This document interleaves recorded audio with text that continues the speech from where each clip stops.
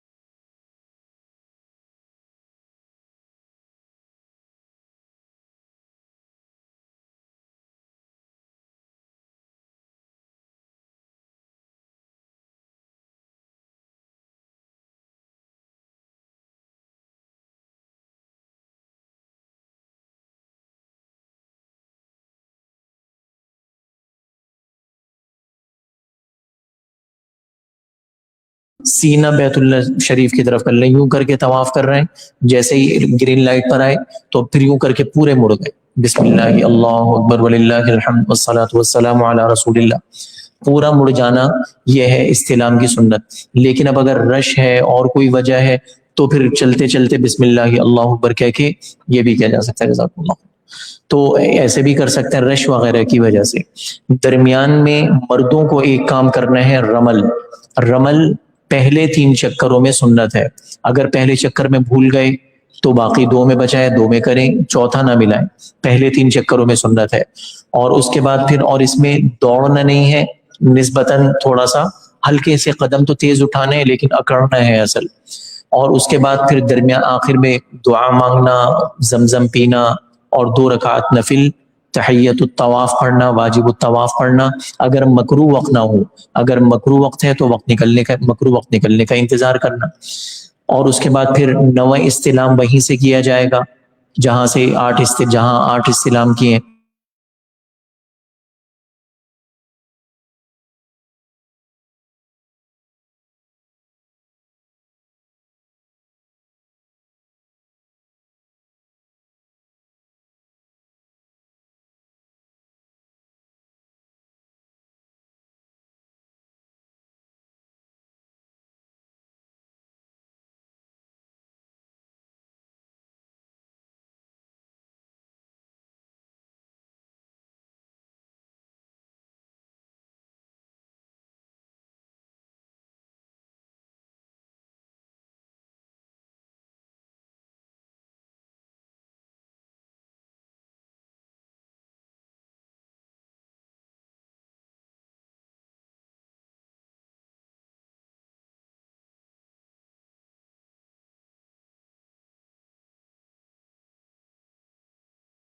پہنچ گئے مینا، مینا پہنچے ظہر سے پہلے، ظہر، عصر، مغرب، عشاء، رات کا قیام اور پھر فجر کی نماز۔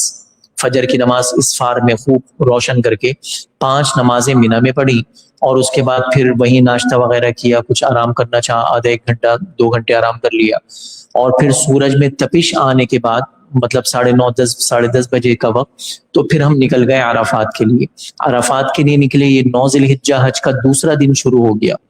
عرفات پہنچے، ظہر سے پہلے پہلے تیاریاں مکمل کی، پانی بہا لیا، غسل کر لیا، ظہر کی نماز خیمے میں اپنے وقت میں، عصر کی نماز اپنے خیمے میں اپنے وقت میں باجماعت پڑھ لی، اور پھر مغرب تک وہیں عرفات کے میدان میں رہیں گے.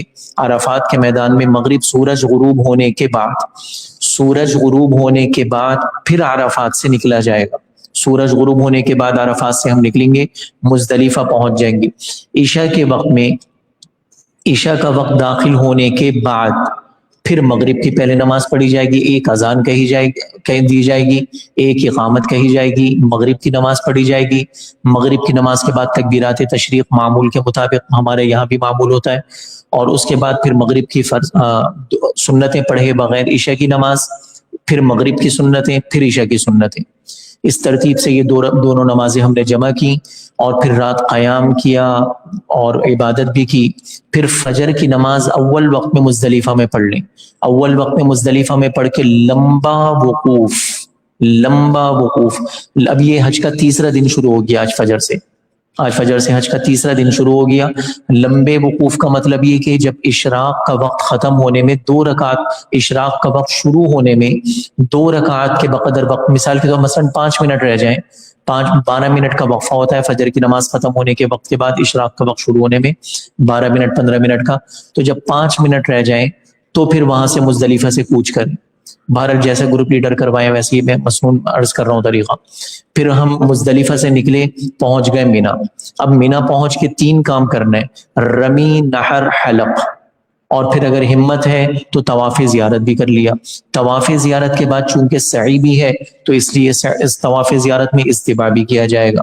اور حلق کرانے کے بعد اکثر پابندیوں سے نکل گئے، یہ سلے ہوئے کپڑے پہن لیے، خوشبو لگا سکتے ہیں، سر ڈھانک سکتے ہیں، سارے کے سارے کام کیے جا سکتے ہیں سوائے میاں بیوی کے تعلقات کے، وہ طواف زیارت کے بعد حلال ہوتے ہیں. اور اگر پھر آج ہمت نہیں ہے تو کل پرسوں بقرعید کے تیسرے دن غروب سے پہلے پہلے طواف زیارت کرنا یہ ضروری ہے. تو یہ ہو گیا تھا حج مکمل. اور گنجائش اس بات کی بھی تھی کہ حج کا احرام باندھ کے 8 ذی الحجہ کو حرم گئے، آپ نے احرام باندھا حج کا، حج کا احرام باندھنے کے بعد ایک نفلی طواف کر لیں، نفلی طواف کے بعد حج کی سعی کر لیں. یہ 8 ذی الحجہ کو ہی کر لیں، مینا جانے سے پہلے ہی آپ نے اگر کر لیا تو اب طواف زیارت کے بعد جو سعی ہوتی ہے تو وہ ختم ہو گئی، تو حج کی سعی ہو گئی، چونکہ وہ 8 ذی الحجہ کو بھی اس کی بھی گنجائش ہے. تو یہ اس کے بعد پھر 11 12 13 یہ تینوں دن ایک جیسے ہیں. ظہر کا وقت داخل ہونے کے بعد سے رمی کی جائے گی، پہلے چھوٹے جمرے کی، پھر لمبی دعا، پھر درمیانے جمرے کی، پھر لمبی دعا، پھر آخری جمرے کی بغیر دعا کرے خیمے میں آ جائیں گے. طواف زیارت نہیں کیا تو آج کر لیں گے. 12 ذی الحجہ عید کا تیسرا دن شروع ہوا، پھر یہی سارے کام کیے. آج مغرب سے پہلے پہلے طواف زیارت کرنا یہ واجب ہے، ورنہ دم واجب ہو جائے گا، الا کہ خواتین کو ایام ناپاکی کے ایام کے اگر معذوری ہے تو وہ الگ بات ہے. بہرحال اور پھر 13 ذی الحجہ کی بھی رمی. 13 ذی الحجہ کی رمی میں یہ بات عرض کی تھی کہ مسنون وقت تو وہی ہے ظہر سے مغرب، لیکن گنجائش اس بات کی بھی ہے کہ فجر کی نماز کے بعد بھی کر سکتے ہیں. اس لیے چھوڑے نہیں ہرگز، اگرچہ ظہر سے پہلے ہی کر لیں، فجر کے بعد ہی کر لیں، کوئی حرج کی بات نہیں بہرحال، لیکن چھوڑے نہیں، یہ بہت بڑی محرومی ہے. تو اس لیے 13 ذی الحجہ کی بھی رمی کی آپ حضرات نے. اور اس کے بعد پھر اب مینا سے نکلے ہم مکہ مکرمہ کے لیے. درمیان میں وادی محسب میں بھی کچھ نہ کچھ قیام کر لیں. ظہر، عصر، مغرب، عشاء اللہ کے نبی نے 4 نمازیں پڑھی تھیں. مشکل ہے اگر اتنا وقت ٹھہرنا تو 10-15 منٹ آدھے گھنٹے کے لیے ٹھہر جائے، کچھ نہ کچھ تو ہو جائے بہرحال. تو یہ ساری باتیں ہو گئی تھی. اچھا، کل میں نے ایک مسئلہ عرض کیا تھا، آج مجھے اس میں تھوڑی سی تبدیلی عرض کرنی ہے، غلط نہیں تھا مسئلہ وہ. مشورتاً میں نے قربانی کا آپ حضرات سے عرض کیا تھا نا، حاجیوں میں آج کل یہ بہت زیادہ وہ چل رہا ہے کہ اس سال یہ پہلا سال ہے، اس سے پہلے کبھی ایسا نہیں ہوا. سعودی گورنمنٹ نے مطلب لازمی کیا ہے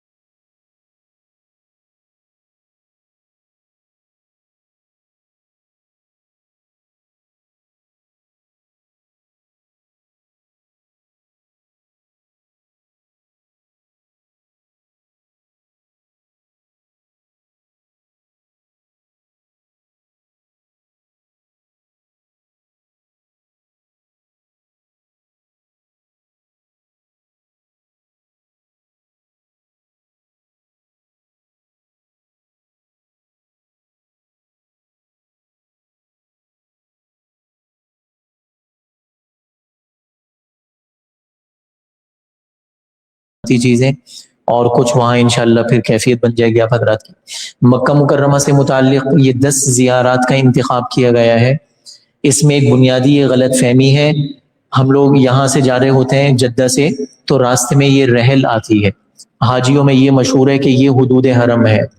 حدود حرم یہ نہیں ہے، حدود حرم میں یہ لکھا ہوا ہے بدایت حد الحرم، حرم شریف یہاں سے، میں انشاءاللہ آگے ایک نقشہ بھی آ رہا ہے وہاں میں اور بات تفصیل سے عرض کرتا ہوں۔ تو حرم کی حد یہ ہے، اور اتنی یہاں نیچے بورڈ لگا ہوا نظر نہیں آ رہا، یہ سائیڈ میں یہ اس قسم کا پلر بنا ہوا ہے، اور جب اس طرف سے گاڑی جب گزر رہی ہوتی ہے تو جیسے ہمارے یہاں نیلے بورڈ لگے ہوئے ہوتے ہیں نا راستوں کے جگہوں کے، ایسا نیلا ایک بورڈ بھی آپ حضرات کو لگا ہوا نظر آئے گا۔ چیخیں نکل جانی چاہیے اللہ کے شکر کی وجہ سے، آنسو تھمنے نہیں چاہیے۔ اس میں لکھا ہوتا ہے ممنوع الدخول لغیر المسلمین بہا، اس سے آگے غیر مسلموں پر پابندی ہے، غیر مسلم اس سے آگے قدم نہیں رکھ سکتا۔ یہ محترم زمین ہے، اللہ نے کتنا بڑا فضل انعام احسان فرما دیا، ہمیں مسلمان گھرانے میں پیدا فرمایا، تو ہم بس اللہ کے محض اس فضل ہی کی وجہ سے اس لائق ہو گیا کہ ہم حرم میں داخل ہو سکتے ہیں، تو اللہ کا شکر آدمی کو ادا کرنا ہو۔ سعی میں یہ 2 چیزیں ہیں، یہ صفحہ ہے، بہت ساری تاریخیں اس سے وابستہ ہیں، بہت ساری تاریخیں وابستہ ہیں۔ ابتداءً جب اللہ کے نبی علیہ الصلوۃ والسلام پر جب وحی نازل ہوئی، نبوت کے پہلے 3 سال تو خفیتاً آپ دعوت دیتے رہے، 3 سال بعد آپ کو حکم ہوا وَأَنذِرْ عَشِيرَتَكَ الْأَقْرَبِينَ، کہ اب آپ اپنے گھر سب کو بلائیے اور علی الاعلان آپ اپنی دعوت کا اعلان کیجیے۔ تو آپ نے پھر اپنے گھر والوں کو صفا پہاڑی پر جمع کیا، پہلے ابو طالب کے گھر جمع کیا تھا، وہاں ابو لہب کو اندازہ ہو گیا تھا کہ کس قسم کی بات کرے گا، پھر اللہ کے نبی علیہ الصلوۃ والسلام نے مکہ مکرمہ میں اعلان کر کے سب کو اسی صفا پہاڑی پر، اب چشمے تصور سے ساری یہ چیزیں منظر ہم دیکھتے چلے جائیں، ہاں اللہ کے نبی یہیں کھڑے ہوں گے، آپ نے کیسے پکارا ہوگا اور کیسے جمع ہوئے ہوں گے۔ تو پھر اس پر ابو لہب نے جب اللہ کے نبی نے جب لا الہ الا اللہ نہیں کوئی معبود، سارے بت یہ سب بیکار ہیں سوائے اللہ کے، تو ابو لہب نے پھر ایک مٹھی کنکری کی اٹھا کے اللہ کے نبی کی طرف پھینکی، تبن لک سائر الیوم لہذا جمعتنا، تو برباد ہو جائے، تو تباہ ہو جائے، تو نے یہ باتیں سنانے کے لیے ہمیں یہاں بلایا ہے۔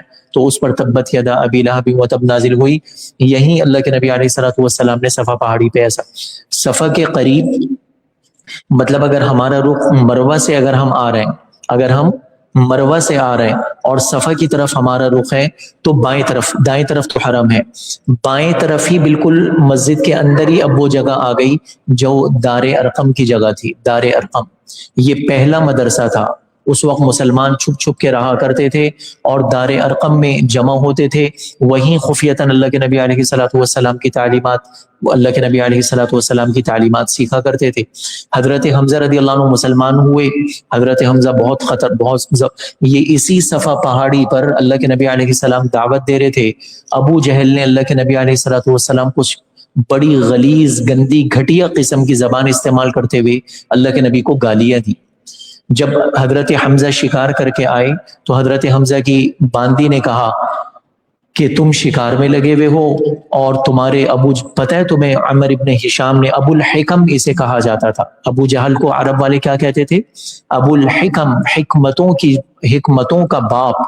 عرب لوگ لفظ اب کہتے ہیں باپ کو، کسی بھی چیز کی اس کی زیادتی ثابت کرنے کے لیے لفظ اب لگا دیتے، کسی کا چشمہ بڑا ہے تو اس کو بولیں گے ابو النضارہ، چشموں کا باپ ہے یہ، دودھ والے کو ابو اللبن، اس قسم کے کوئی دودھ زیادہ پیتا ہے تو ابو اللبن، تو ابو الحکم حکمتوں کا باپ، اس کی جہالتوں کی وجہ سے اللہ کے نبی نے اسے لقب دیا، یہ ابو الحکم نہیں ابو الجہل ہے، یہ تو جہالتوں کا باپ ہے یہ۔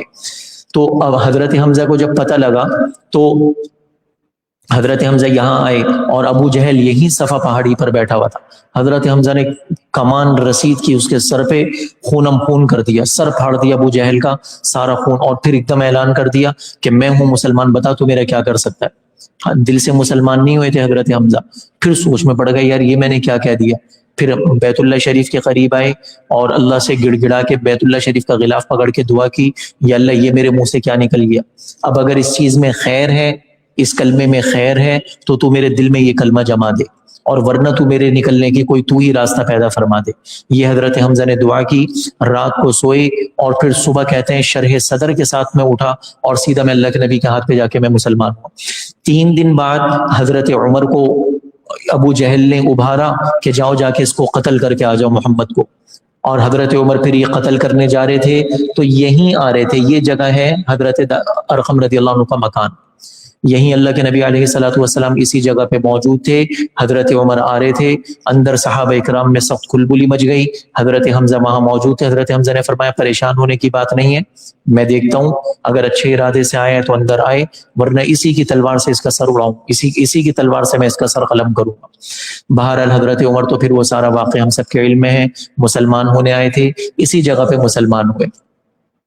یہ سعی میں مسعی میں یہ صفا مروہ ہے، صفا مروہ ہے، اور درمیان میں یہ ہرے مطلب یہ جنگلہ لگا ہوا ہے، اس میں ساری ہری لائٹیں ہیں۔ تاریخ اس کی یہ ہے، حضرت ہاجرہ حضرت ابراہیم علیہ السلام کی بعض روایات سے پتہ لگتا ہے 120 سال کی عمر میں حضرت اسماعیل علیہ السلام پیدا ہوئے ہیں، جس وقت حضرت ہاجرہ علیہ السلام کی عمر 90 سال تھی۔ اولاد کی کوئی جس وقت کوئی نا امید دور دور تک نہیں، کچھ بھی نہیں، اس پہ پھر ایسے مانگنے اور بڑھاپے میں اولاد ہو، اور اولاد بھی کیا ہو، نبی کا بیٹا ہو اور خود بھی نبی ہو، اس کے چہرے کی معصومیت ہمارے بچوں سے کتنے ہزاروں گنا زیادہ ہوگی، جس کو خود نبی بننا ہو، نبی کی اولاد میں سے ہو۔ بہرحال اب اس بچے کو اور اس کی ماں کو حکم ہو جاتا ہے بواد غیر ذی زرع عند بیتک المحرم، کہ ایسی جگہ پہ چھوڑ دیں جہاں زندگی گزارنے کا کوئی مطلب زندگی گزارنا وہاں بالکل ممکن نہیں، نہ وہاں کوئی دانہ اگے، نہ وہاں کوئی قطرہ پانی کا برسے، 100% وہاں موت ہے۔ مزید یہ کہ حضرت ابراہیم علیہ السلام کو یہ بھی حکم ہے کہ بات بھی نہیں کرنی، ترغیب لمبی چوڑی کوئی دے دیتے، اپنی بیوی کو سمجھا دیتے دیکھو بھائی اللہ کا حکم ہے، اللہ ایسی عظمتوں والے، اللہ پہ توکل اعتماد کی کوئی بات کرتے، بات بھی کرنے کی ممانعت ہے۔ اونٹنی پر لے کر آئے ہیں، بیوی کو اتارا ہے، مشکیزہ ان کی گود میں رکھا، بچے کو گود میں دیا، اور چھوٹا سا پوٹلی کھجوروں کی تھی وہ گود میں رکھی، اونٹنی کھڑی کر کے جانے لگی۔ حضرت ہاجرہ علیہ السلام پیچھے پیچھے دوڑنے لگی، ابراہیم علیہ السلام سے پوچھے جا رہی ہیں کس کے آسرے پر آپ ہمیں چھوڑ کے جا رہے ہیں؟ ابراہیم علیہ السلام زبان سے جواب تک نہیں دے رہے۔ پھر ایک دم اس خاتون نے ایک دم آگے آ کے کہنے لگی اللہ امرک، کیا اللہ کے حکم سے آپ ایسا کر رہے ہیں؟ ابراہیم علیہ السلام نے جواب ابھی بھی کچھ نہیں دیا، صرف اس بات میں سر ہلایا ہے، ایک دم اس خاتون نے نکیل چھوڑ دی، اور پھر عرض کیا اذن لن یضیعن اللہ، پھر تو اللہ ہمیں ضائع ہونے نہیں دیں گے، اگر اللہ کے حکم سے ایسا کر رہے ہیں، اللہ کی ذات پر اعتماد دیکھیں، کان اللہ شاکرا علیما، اللہ کی ذات شاکر ہے، قدردان ہے، اور ہر قربانی دینے والے کی قربانی کو اچھی طرح سے جاننے والی ہے۔ اللہ خوب جانتے ہیں کہ کون اللہ کے لیے اپنی کتنی خواہشات کا خون کر رہا ہے اور کتنی ضرورتیں ہمارے لیے قربان کر رہا ہے، بہت کچھ اللہ بڑا چڑھا کے دیتے ہیں۔ اب جب رات آئی ہوگی اور چاروں طرف سنگلاخ سیاہ پہاڑ، اور درمیان میں ماں اور اس کی گود میں بچہ، اور اس کے بعد پھر کھجوریں ختم، پانی ختم، اب یہ بھی پیاسی اور اس کا بچہ بھی پیاسا۔ مائیں ذرا تصور کر کے دیکھیں، بچہ بھی پیاسا ہو، ماں بھی پیاسی، ماں تو خیر پیاس اپنی کیا اس کو ہوش، بچہ اس کا پیاسا۔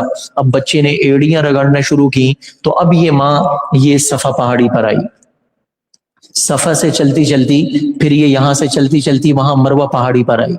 یہ دونوں پہاڑیاں تھیں اور درمیان میں یہ جگہ نشیبی تھا، یہ علاقہ جس میں گرین یہ وہ جنگلہ لگا ہوا ہے، نشیبی ڈھلان کا تھا۔ یہ اسماعیل علیہ السلام کو انہوں نے وہیں قریب میں لٹایا ہوا تھا۔ صفا سے جب یہ مروہ جاتی تو جب اس نشیب کی جگہ میں اترتی جہاں گرین جنگلہ ہے، یہ لائٹیں ہیں، جب نشیب میں اترتی تو انہیں اپنا بیٹا اسماعیل علیہ السلام لیٹے ہوئے نظر نہیں آتے۔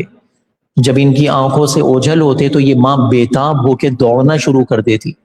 اب جب یہ ماں دوڑتی دوڑتی یہاں تک پہنچتی تو اب اسے اپنا بچہ لیٹا ہوا نظر آنے لگتا، تو پھر یہ چلنا شروع کر دی تھی، مروہ پہ پہنچ جاتی کسی قافلے کی تلاش میں کہ کوئی قافلہ آئے، اس سے کوئی کھانے پینے کی چیز ملے تو اپنی زندگی کا کچھ آسرا بنے۔ اب آپ آدمی تصور کرے ایک بدکار سے بدکار مرد ہو، اس کے پیچھے دنیا کی ساری نیک ترین خواتین پیچھے کھڑے ہو کے نماز پڑھیں تو باجماعت نماز ہو جائے گی نہیں ہو جائے گی؟ مرد جماعت کرائے، عورتیں نماز پڑھیں تو جماعت ہو جائے گی نہیں ہو جائے گی؟ ہو جائے گی جماعت۔ لیکن دنیا کی سب سے نیک خاتون امامت کرے اور پیچھے بدکار مرد شرابی کبابی کھڑے ہوئے ہوں تو ان کی نماز ہوگی؟ امامت کے لیے اللہ نے عورت کو رکھا ہی نہیں ہے۔ لیکن اللہ کی ذات کیسی قدردان ذات ہے، یہاں سے صفا سے مروہ یہ عورت چل کر گئی ہے، جہاں سے جہاں تک دوڑی ہے، وہاں سے وہاں تک اللہ نے امام الانبیاء سارے نبیوں کے سردار کو بھی مقتدی بنا کر اس عورت کی نقل میں دوڑوایا ہے۔ کیسی اللہ کی ذات قدردان ذات ہے۔ ہم لوگ سعی کر رہے تھے، اسی جگہ پہ دوڑ رہے تھے، تو مفتی صاحب نے چلتے چلتے فرمایا کہ یہاں یہ دعا کرو کہ اللہ ایسے مرمٹنے کا جذبہ جو یہاں دوڑتے ہوئے حضرت حاجر علیہ السلام کے تھا، اللہ ذرہ ہمیں بھی نصیب فرما دے۔ تو آدمی یہاں دوڑتے ہوئے کیفیت محسوس کرے کہ مطلب سب کچھ یہاں تو شادیوں میں مکس گیدرنگ ختم کرنا ہو اور یہ ساری کی ساری یہی ساری چیزیں مصیبت ہو جاتی ہیں۔ لوگ کیا کہیں گے، بس لوگوں کو ہی خوش کریں، لوگوں کی قبر میں جانے، اپنی قبر میں جانے۔ کتنی بے وقوفانہ باتیں ہیں، لوگ کیا کہیں گے، اور لوگوں کی خاطر آدمی اتنی بڑی بڑی قربانیاں دیا کرتا ہے کیا؟ اپنی قبر داؤ پہ لگا دی، حشر داؤ پہ لگا دی، اپنا ایمان داؤ پہ لگا دیا، ساری کی ساری چیزیں۔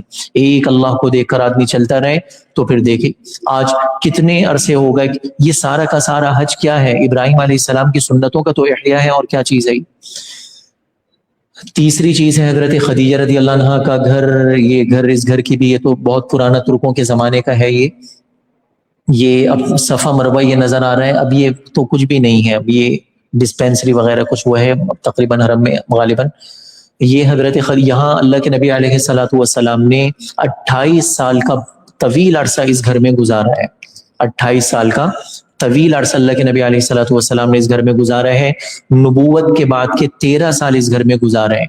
اور علماء کرام نے ارشاد فرمایا کہ حرم شریف کے اندر کے بعد سب سے زیادہ قبولیت کا مقام امی خدیجہ رضی اللہ عنہا کا یہ گھر ہے۔ 500، علامہ انور شاہ صاحب رحمۃ اللہ نے ارشاد فرمایا 500 سے زیادہ مرتبہ حضرت جبریل علیہ السلام اسی گھر پہ وحی لے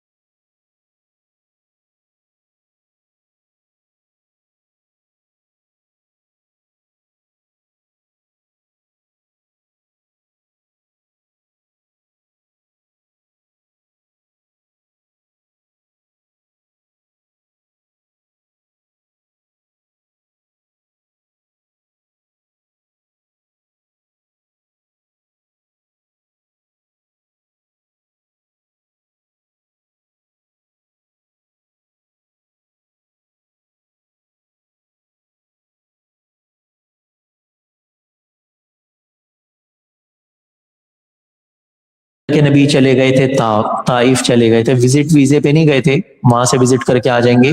اللہ کے نبی تو مکہ مکرمہ بس خیر آباد کہہ کے گئے تھے کہ وہاں کچھ لوگ ہو جائے تو پھر اسی کو مرکز بنا کے میں دین کی دعوت دوں۔ پھر جو کچھ طائف میں ہوا وہ کچھ ہوا، جو کچھ طائف میں ہوا وہ ہوا، اس پہ بھی روشنی ڈالنے کی کا وقت نہیں.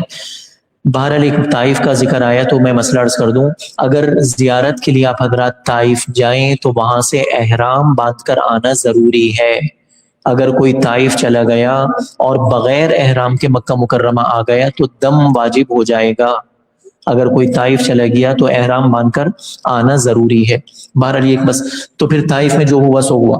جب آپ طائف سے واپس آئے نا تو آپ اس جگہ پہ موجود آپ کو جو نظر آئے گی وہ ایسی مسجد نظر آئے گی. تو یہ اس جگہ پہ اللہ کے نبی علیہ الصلوۃ والسلام فجر کی نماز پڑھ رہے تھے. آپ کے منہ بولے بیٹے حضرت زید ابن حارثہ رضی اللہ عنہ وہ آپ کے ساتھ تھے. فجر کی نماز میں آپ تلاوت کر رہے تھے. تو جنات ہوتا یہ تھا, میں کہاں تک تفصیل سے میں جاؤں, آسمانوں پہ جنات کو کافی حد تک چھوٹ ہوتی تھی. یہ سارا قرآن کا مضمون ہے, یہ سارا قرآن کریم کا مضمون ہے. آسمانوں پہ جنات کو چھوٹ ہوتی تھی. نبوت سے پہلے اللہ کے نبی علیہ الصلوۃ والسلام کی آسمانوں پر پہرے لگ گئے. سورہ صافات میں بھی ہے, سورہ جن میں بھی ہے, سورہ احقاف میں بھی ہے. تو اس کے بعد پہرے لگ گئے. سورہ جن کا مضمون یہ ہے کہ پھر جنات نے جب یہ پہرے لگے تو جنات نے یہ تو سمجھ لیا کہ کوئی بڑی تبدیلی پیش آئی ہے, زمین میں کوئی بڑی تبدیلی رونما ہونے والی ہے. تو جنات نے مختلف ٹیمیں ادھر ادھر دنیا میں روانہ کی, زمین پہ روانہ کی کہ ذرا دیکھ کر تو آؤ. تو وہی ٹیم, تحقیقاتی ٹیم جو چل رہی تھی, تو اس نے آ کے یہاں فجر کی نماز میں یہاں پہنچی جہاں اللہ کے نبی علیہ الصلوۃ والسلام فجر کی نماز میں تلاوت فرما رہے تھے. تلاوت سنتے ہی مسلمان ہو گئے. اور پھر اذ صرفنا الیک نفرا من الجن یستمعون القرآن فلما حضروا قالوا انصتوا, ارے خاموش خاموش خاموش سنو. فلما ولوا الی قوم منذرین قالوا یا قومنا وغیرہ. پوری سورہ اس میں احقاف میں طویل ہے, تفصیل ہے, تفسیر دیکھ سکتے ہیں. 26ویں پارے کی پہلی سورت اور 29ویں پارے کی سورہ جن, قرآن کریم کی کسی تفسیر سے ہم دیکھ لیں. تو یہاں اللہ کے نبی علیہ الصلوۃ والسلام فجر کی نماز پڑھ رہے تھے. جنات پھر دوبارہ آئے, وفد آیا, مسلمان ہوئے ساری. یہ مسجد جن ہے. مسجد جن کے آگے ایک ہے مسجد شجرہ. شجرہ عربی میں درخت کو کہتے ہیں. ایک اللہ کے نبی نے ایک بدو کو, ایک دیہاتی کو دعوت دی. تو دیہاتی نے کہا کہ اگر تو اس درخت سے کہنا کہ یہ کلمہ پڑھ لے, اگر یہ درخت تیری گواہی دینا کہ تو اللہ کا رسول ہے تو میں مسلمان ہو جاؤں گا. دور درخت تھا. آپ نے فرمایا کہ اپنی بات پہ قائم رہو گے, اگر درخت نے گواہی دی تو تم دو گے. اس نے کہا ہاں درخت سے دلوا دے. مطلب خواہ خواہ کی بات نا, کہ نہ درخت گواہی دے گا نہ مجھے مسلمان ہونا پڑے گا. اللہ کے نبی نے درخت کو اشارہ کیا, حکم دیا. حدیث میں آتا ہے زمین چیرتا ہوا درخت سامنے آ کے کھڑا ہو گیا اور اس نے گواہی دی اشہد ان لا الہ الا اللہ وانک محمد وانک عبد اللہ ورسولہ, اللہ کے سوا کوئی معبود نہیں, آپ اللہ کے رسول ہیں. تو نشانی کے طور پہ اس کے سامنے وہ درخت تھا, اس درخت کی جگہ پہ مسجد شجرہ قائم ہے. جنت المعلی ہے, مکہ مکرمہ کا قبرستان ہے, اندر جانے کی غالباً اجازت نہیں ہوتی. اور اس میں یہ مشہور خبریں ہیں امی خدیجہ رضی اللہ عنہا کی, اسما بنت ابی بکر رضی اللہ عنہ, عبداللہ ابن زبیر ان کے بیٹے. عبداللہ ابن زبیر یہ مشہور اللہ کے نبی کے پھوپھی زاد بھائی زبیر ابن عوام کے بیٹے ہیں. اور یہ اسما بنت ابی مطلب گویا کہ حضرت ابو بکر کے نواسے ہیں اور اللہ کے نبی کے پوتے ہیں. زبیر ابن عوام کے بیٹے, پھوپھی زاد بھائی کے بیٹے, اور حضرت ابو بکر کے نواسے. ان سب کی تفصیلیں ہیں. بہرحال ابو طالب کا انتقال تو کفری پر ہوا. حضرت مولانا ادریس کاندہلوی رحمۃ اللہ علیہ نے ارشاد فرمایا, حضرت عباس رضی اللہ عنہ نے, بخاری شریف میں روایت ہے, بخاری مسلم میں, حضرت عباس نے اللہ کے نبی سے پوچھا اپنے بھائی کے بارے میں. حضرت عباس ابو طالب کے بھائی تھے نا, کہ ابو طالب آپ کی حمایت میں اتنے سرگرداں رہتے تھے تو آپ کی حمایت کا انہیں کوئی فائدہ ہوا؟ مرے تو کفر پہ, وہ مرے تو کفری پر. تو اللہ کے نبی نے فرمایا ہاں, ابو طالب کو کفر کی وجہ سے جہنم کے 7ویں طبقے میں ہونا چاہیے تھا, لیکن میری حمایت کی وجہ سے پورا جسم اس کا جہنم سے آزاد رہے گا, صرف اس کو جہنم کی آگ کی جوتیاں پہنائی جائیں گی. حضرت مولانا ادریس کاندہلوی رحمۃ اللہ علیہ نے انہوں نے ارشاد فرمایا کہ قدم کفر پہ جمے رہے تو اس لیے قدم کو عذاب ہوگا, سارا جسم اللہ کے نبی کی حمایت میں رہا تو اس لیے سارا کا سارا جسم یہ اس سے آزاد رہے گا. اور بھی عبداللہ ابن عمر, یہ سب میں کچھ نہ کچھ تفصیلات ہیں, عرض کرنا اس وقت تھوڑا سا مشکل ہے. یہ حضرت یہ تنعیم آ گئی, میقات تنعیم. اور مسجد عائشہ, حرم سے صبح کو نکلے نا, اشراق کے وقت نکلیں تو ٹیکسی والے آواز لگا رہے ہوتے ہیں تنعیم تنعیم تنعیم تنعیم. مطلب یہاں سے لوگ جاتے ہیں وہاں تنعیم جاتے ہیں، احرام باندھ کر آتے ہیں۔ میں آگے تیسری چوتھی سلائیڈ میں، ہاں اس کے بعد دو سلائیڈ بعد پھر میں ایک مسئلہ اس سے متعلق میں انشاءاللہ عرض کروں گا، حرم کی حدود عرض کروں گا۔ یہاں کا ایک تاریخی بس بات عرض کر دیتا ہوں۔ وادی محسب آپ حضرات کو یاد ہو گئی، وادی محسب 13 ذی الحجہ کو جب آپ حضرات انشاءاللہ اللہ کی توفیق سے رمی کر کے نکلیں گے، منی سے نکلیں گے، تو کچھ دیر آپ وادی محسب میں قیام فرمائیں گے، کچھ دیر وادی محسب میں آپ کا قیام ہوگا۔ اللہ کے نبی نے حضرت یہ پیچھے عبد الرحمن ابن ابی بکر گزرے ہیں نا، عبد الرحمن ابن ابی بکر کو حضرت عائشہ رضی اللہ عنہ کے ساتھ بھیجا کہ جاؤ تم عائشہ۔ اصل میں ہوا یہ تھا کہ حضرت عائشہ رضی اللہ عنہ کو 7 ذی الحجہ سے ایام شروع ہو گئے ناپاکی کے۔ اللہ کے نبی رونے لگی، اللہ کے نبی نے فرمایا کوئی بات نہیں، یہ تو عورتوں کا مسئلہ ہے، اس میں کوئی ایسی بات نہیں ہے، تم بس وہ کرو اور ہمارے ساتھ مینا چلو۔ سارے کے سارے کام ہو گئے۔ اب جب طواف زیارت کا معاملہ، اس سے پھر پہلے پاک ہو گئی۔ اب حضرت عائشہ پھر یہاں آ کے حضرت عائشہ نے فرمایا کہ سب تو دونوں سکھ کر کے جا رہے ہیں، میرا تو عمرہ ہی نہیں ہوا۔ تو اس پہ اللہ کے نبی نے فرمایا وادی محسب میں قیام فرما کے کہ میرا یہی قیام ہے، اور ان کے بڑے بھائی عبد الرحمن ابن ابی بکر کے ساتھ بھیج دیا کہ جاؤ عبد الرحمن عائشہ کو عمرہ کرا کے آؤ۔ تو عمرہ کرانے کے لیے اللہ کے نبی نے یہاں اس مسجد، اس جگہ پہ بھیجا تنعیم، کہ یہاں سے عائشہ سے عمرے کا احرام بندواؤ۔ تو عبد الرحمن ابن ابی بکر منی سے اس جگہ پر آئے حضرت عائشہ کو لے کر، اور پھر یہاں سے مکہ مکرمہ گئے، انہوں نے طواف کیا، سعی کی، بال کٹوائے، اور پھر وادی محسب میں آ گئی، وادی محسب میں آ گئی۔ پھر اللہ کے نبی علیہ الصلوۃ والسلام پھر دوبارہ مکہ مکرمہ آ گئے اور طواف وداع فرما لی۔ تو یہ ہے جی، اسے کہتے ہیں میقات، اسے کہتے ہیں کیا نام، حد حرم پر ہے تو مسجد تنعیم بھی کہتے ہیں، مسجد عائشہ بھی کہتے ہیں۔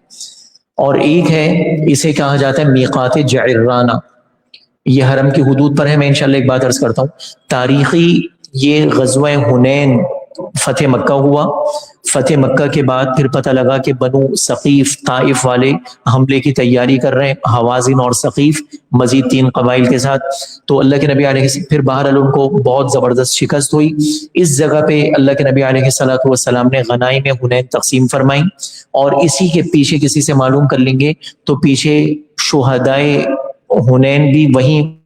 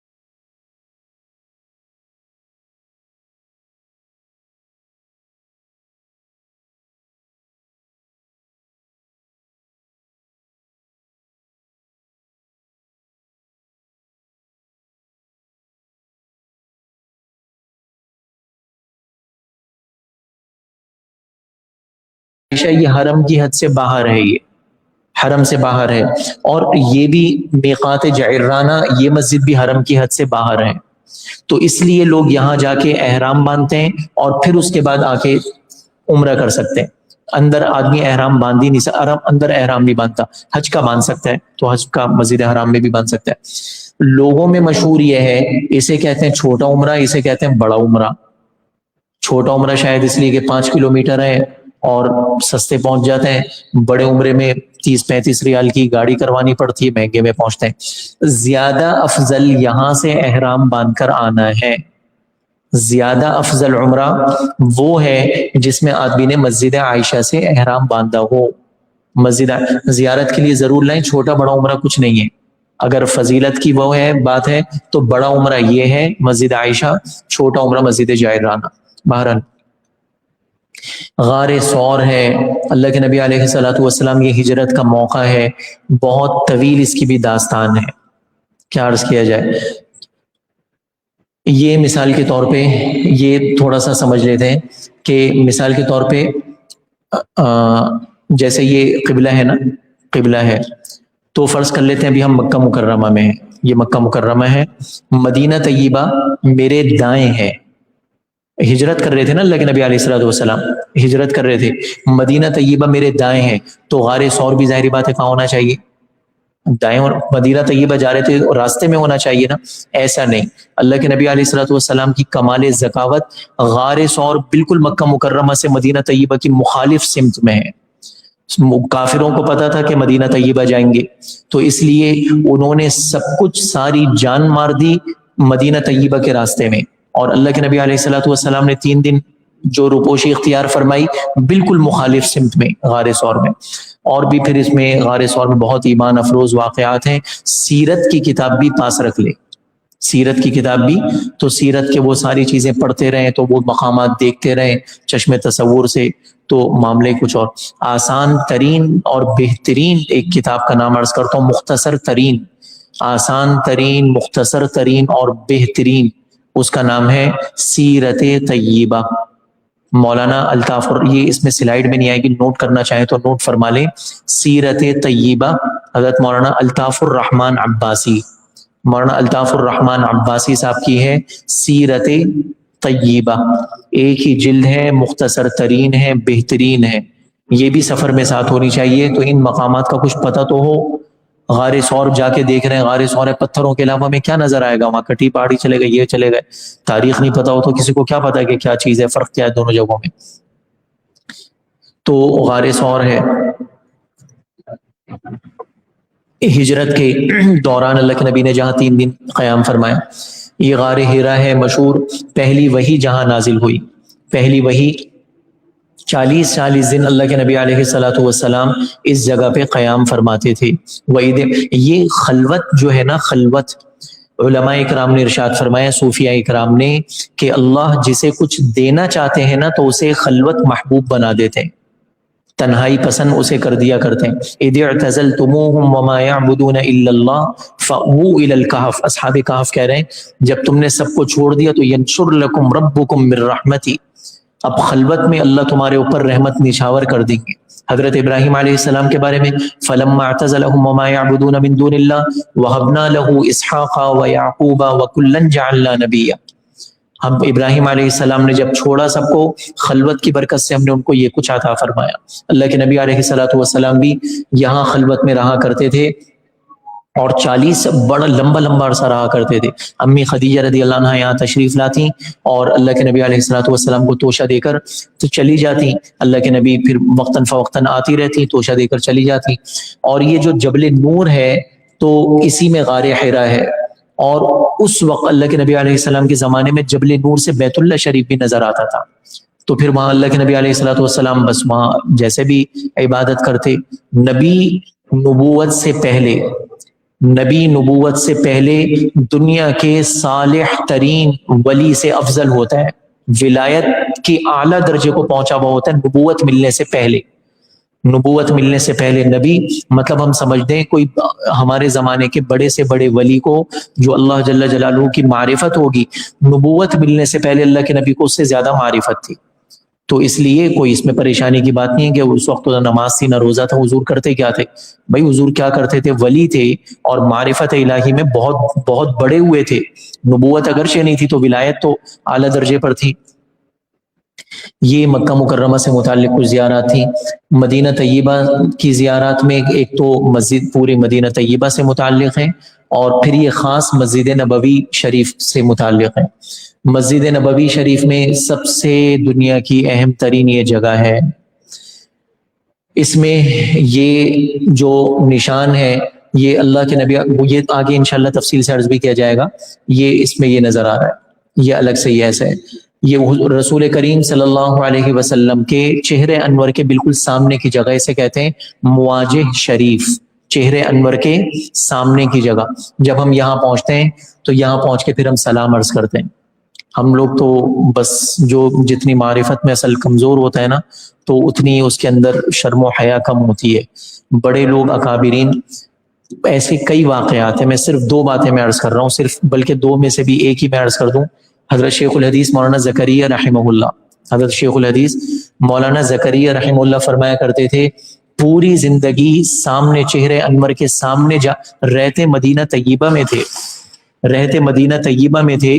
فرماتے تھے ساری زندگی حضور کے چہرے کے سامنے جا کر سلام پیش کرنے کی میری ہمت نہیں ہوئی. کسی نے حاجی امداد اللہ مہاجر مکی رحمۃ اللہ علیہ سے کہا مجھے کوئی وظیفہ بتا دیجئے تاکہ خواب میں اللہ کے نبی کی زیارت ہو جائے. ایک دم کپ کپا گئے. حاجی امداد اللہ مہاجر مکی رحمۃ اللہ علیہ فرمایا تمہاری بڑی جرت ہے، تمہاری بڑی جرت ہے، یہ کہہ کے رونے لگے. مطلب ہم تو جرت بھی نہیں کر سکتے کہ خواب میں حضور کے سامنے چلے جائیں. حضرت شیخ رحمہ اللہ فرماتے ہیں ساری زندگی مجھے جرت نہیں ہوئی کہ میں حضور کے سامنے کس منہ سے جا کے میں کھڑا ہوں. میں نے کیا ہے کہ جو میں حضور کے سامنے جا کے کھڑا ہوں. حضرت شیخ الحدیث رحمہ اللہ کے شیخ اور استاد حضرت مولانا خلیل احمد سہارنپوری رحمۃ اللہ علیہ، ان کی بھی عادت یہ تھی کہ مقدام عالیہ قدمین مبارک کی طرف سے جا کے سلام پیش کرتے تھے، چہرے کے سامنے نہیں آتے تھے. حضور کے سامنے کس منہ سے جاؤں. 2 مرتبہ حضرت شیخ رحمہ اللہ نے اس جگہ سے آ کے سلام پیش کیا اور دونوں مرتبہ یوسف کے ساتھ گئے. ایک مرتبہ حضرت مولانا سید یوسف بنوری رحمۃ اللہ علیہ، بنوری ٹاؤن کے بانی، وہ آئے تو فرمایا کہ میاں یوسف ہمارا انتظار کیجیے، جب تو سلام پیش کرنے جائے تو ہمارا بھی انتظار کیجیے. اور پھر حضرت فرماتے ہیں کہ اس کو اپنے سامنے رکھ کے میں چلا گیا، یہ آگے آگے تھا، میں اس کے پیچھے پیچھے چلا گیا کہ حضور کی اولاد میں سے یہ حسینی سید تھے. حضرت مولانا سید یوسف بنوری حسینی سید تھے. اللہ کے نبی اپنے نواسے کو جواب دیں گے تو مجھ ناکارہ کا بھی جواب اسی میں آ جائے گا. اور ایک مرتبہ حضرت اپنے داماد حضرت مولانا یوسف کاندہلوی رحمۃ اللہ علیہ کے ساتھ گئے. ان سے بھی کہا کہ معاج شریف مجھے اپنے ساتھ لے کر جانا کہ یہ اتباع سنت کا بہت اہتمام کرنے والا ہے، نبی کے غم میں بہت زیادہ کڑنے والا ہے، تو اس کی برکت سے شاید میرا بھی سلام قبول ہو جائے. اور ہم تو دھڑلے سے کیسے آرام سے سیلفیاں بھی بنا رہے ہوتے ہیں، چل رہی ہوتی ہیں. آدمی کم از کم مطلب آنسوں کی جھڑی لگی ہوئی ہو، اگر بہت کچھ بہرحال ابھی سے درود شریف اور اللہ کے نبی کی عظمت ہوگی تو یہ ساری کی ساری چیزیں پیدا ہوں گی. یہ تینوں ان کی نشاندہی ہے، حضرت اللہ کے حبیب اور حضرات شیخین رضی اللہ عنہما جو آپ کے پہلو میں مدفون ہیں. سلام پیش کرنے کے اہم آداب ہیں. اچھا وہ حج کی سلائڈ میں میرا خیال سے وہ آیا تھا ہاف موزے لیدر کے آئے تھے نا، لیدر کے دکھائے تھے نا، آرام دہ چیز پیر میں پہننے کی، جوتے ہوں اچھے آرام دہ. اور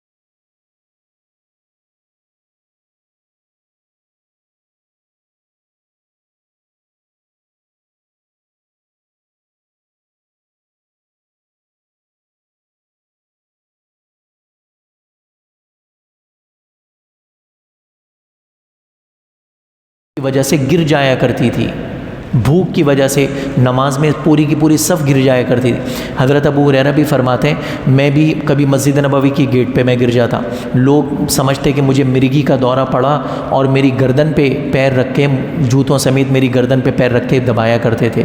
لوگ سمجھتے تھے مجھے مرگی ہے. نہیں، خدا کی قسم بھوک کے سوا کچھ نہیں ہوتا تھا. بھوک ہوتی تھی جس کی وجہ سے میں گر جایا کرتا تھا. 2 کھجوریں میرے منہ میں ڈال دو تو میں بھی کھڑا ہو جاتا.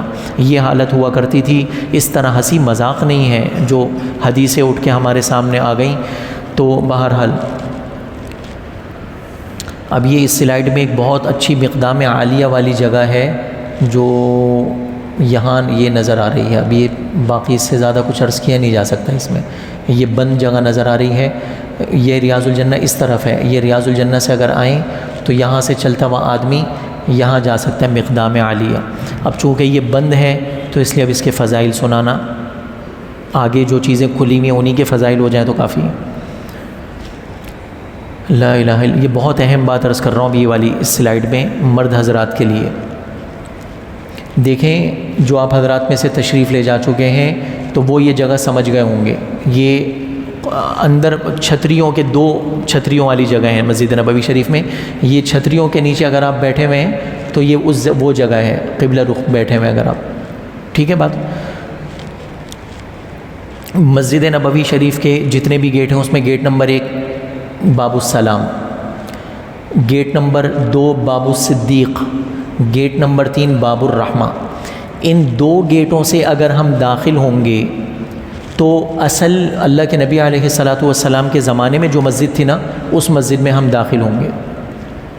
اس مسجد میں داخل ہوں گے. میں عرض کرتا ہوں، میں ذرا 1 منٹ. سلام پیش کرنے کے لیے تو باب السلام ہے، بات ختم ہو گئی. اس کو تو الگ کر دیں، یہ تو سب پیک ہے.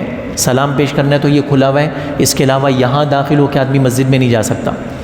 یہ 2 گیٹ کھلے ہوئے ہیں، باب الرحمہ، باب الصدیق.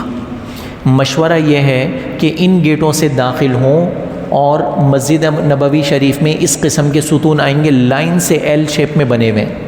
یہ والے ستون لائن سے بنے ہوئے ہیں ایل شیپ میں. یہاں سے نظر نہیں آ رہے. بہرحال باب الصدیق سے داخل ہوں گے نا، فرض کر لیتے ہیں وہ سامنے باب الصدیق ہے. فرض کر لیتے ہیں یہ باب الصدیق، یہ باب الرحمہ، یہ باب الرحمہ، یہ باب الصدیق. باب الصدیق سے داخل ہوں گے نا تو یہ ایل شیپ میں بالکل سامنے کچھ ستون یوں کر کے نظر آئیں گے، یوں کر کے لمبے یوں کر کے بنے ہوئے ہیں. ایل شیپ مطلب ایل شیپ کا مطلب یہ کہ 20-25 ستون بنے ہوئے ہیں جس میں یہ لکھا ہوا ہے ھذا حد مسجد النبوی. کیا مطلب کہ اللہ کے نبی علیہ الصلاۃ والسلام کے زمانے تک جو مسجد تھی نا تو اس کی انہوں نے یہ علامت بنائی ہوئی ہے. لمبے لائن سے جو ستون ہیں ایل شیپ میں تو یوں کر کے ستون، تو یہ مسجد حضور پاک علیہ الصلاۃ والسلام کے اپنے زمانے کی مسجد تھی. تو آپ حضرات کو مشورہ یہ ہے کوشش کریں ساری نمازیں باب الصدیق اور باب الرحمہ سے داخل ہو کر پڑھیں. اور ان ستونوں کی جو ایل شیپ میں بنے ہوئے اس سے آپ خود یہ مسجد یہ اس کیا نام ہے اس ڈیزائن کا ستون آپ کو نظر آئے گا برابر میں بھی برابر میں بھی برابر میں بھی. تو اس کے اندر داخل ہو جائیں، ستونوں کی اس لائن کے اندر داخل ہو جائیں. تو اب گویا کہ آپ اس جگہ میں آ گئے جو حضور پاک علیہ السلام کے زمانے میں مسجد نبوی تھی. حضور پاک علیہ السلام کے زمانے میں جو مسجد نبوی تھی، ظاہری بات ہے آج کی مسجد کے مقابلے میں وہ والی مسجد بہت افضل ہے. وہاں قدم قدم پہ اللہ کے نبی علیہ الصلاۃ والسلام کے قدمین مبارک ہیں کہ قدمین مبارک ٹکے ہوئے ہیں اور کیا کچھ ہے وہاں. تو ایک تو یہ، اور ایک اور مزے کی بات عرض کروں. علماء کرام نے فرمایا اب جب اندر جائیں گے سلام پیش کرنے آپ کو نکلنا ہے تو انہی 2 گیٹوں سے آپ اندر گئے، انہی 2 گیٹوں سے نکل سکتے ہیں. باب الرحمہ سے نکلنے کو منع کیا جاتا ہے. باب الرحمہ سے داخل تو ہوں اللہ کی رحمت میں، باہر نہیں نکلیں اللہ کی رحمت سے. باہر نکلنے کو علماء اکرام منع فرماتے ہیں کہ بھائی باب الرحمہ سے نہ نکلو. داخل باب الرحمہ سے ہو کہ میں اللہ کی رحمت میں داخل ہو گیا، لیکن نکلو نہیں باب الرحمہ سے. یہ ہے باب الصدیق. یہ لکھا ہوا ہے ھذہ خوخہ سیدنا ابی بکر الصدیق رضی اللہ عنہ. لکھا ہوا محسوس ہو رہا ہے ھذہ خوخہ سیدنا ابی بکر الصدیق رضی اللہ عنہ. بخاری شریف کی روایت ہے ابن عباس رضی اللہ عنہما سے، بہت سارے حضرت عائشہ رضی اللہ عنہا سے بھی ہے کہ اللہ کے نبی علیہ الصلاۃ والسلام نے اپنے مرض الوفات میں اپنی وفات سے 1 دن پہلے آپ سر پہ پٹی باندھ کر آپ نکلے اور ممبر شریف پر آپ بیٹھے اور آپ نے کچھ نصیحتیں فرمائیں. اور اس میں پھر آپ نے حضور پاک علیہ الصلاۃ والسلام کے زمانے میں جو صحابہ کرام کے آس پاس گھر تھے سارے آپ کے حجرات بھی تھے اور حضرت علی کا گھر بھی تھا، حضرت عباس کا بھی تھا، جتنے بھی تھے سارے مسجد ایک ایک دروازہ اس کا مسجد میں بھی جیسے ہماری ساری کھڑکیاں ہیں نا، یہ سمجھ لیں کہ سارے پیچھے صحابہ کرام کے گھر ہیں اور ان کے دروازے مسجد کے اندر کھل رہے ہیں. تو جس کو خواتین بھی ہیں مرد بھی ہیں یہیں سے اندر جانا ہے، یہیں سے باہر نکلنا ہے۔ یہ گویا کہ مسجد نبوی شریف ہے، یہ سب گھر ہیں۔ تو اللہ کے نبی علیہ الصلوۃ والسلام نے فرما دیا کہ سدوا عنا بیوتکم ابوابکم او کما قال، کہ سارے دروازے مسجد سے بند کر لو سوائے ابو بکر کے۔ اور حضرت ابو بکر کے بارے میں آپ نے دو باتیں فرمائیں کہ ابو بکر نے جس نے مجھ پر جو احسان کیا میں نے اس سے بڑھ کر اس کا احسان کا بدلہ چکایا۔ اللہ کے نبی نے اپنے آخری بیان میں فرمایا جس نے مجھ پر جو احسان کیا میں نے اس سے بڑھ کر اس کے احسان کے بدلے چکائے سوائے ابو بکر کے کہ اس کے احسانات کے بدلے اللہ ہی چکائیں گے۔ ایک بات آپ نے یہ ارشاد فرمائی، اور دوسری بات آپ نے ارشاد فرمائی لو کنت متخذا خلیلا لاتخذت ابا بکر خلیلا، اگر کسی کو اپنا جگری اور ایسا قلبی دوست کہ اس کے علاوہ دوسرے کی محبت ماند پڑ جائے، اللہ کے سوا اگر کسی کو میں دنیا میں بناتا تو ابو بکر کو بناتا۔ اور تیسری بات آپ نے یہ بات ارشاد فرمائی کہ سب اپنے دروازے بند کر لو سوائے ابو بکر کے دروازے کے۔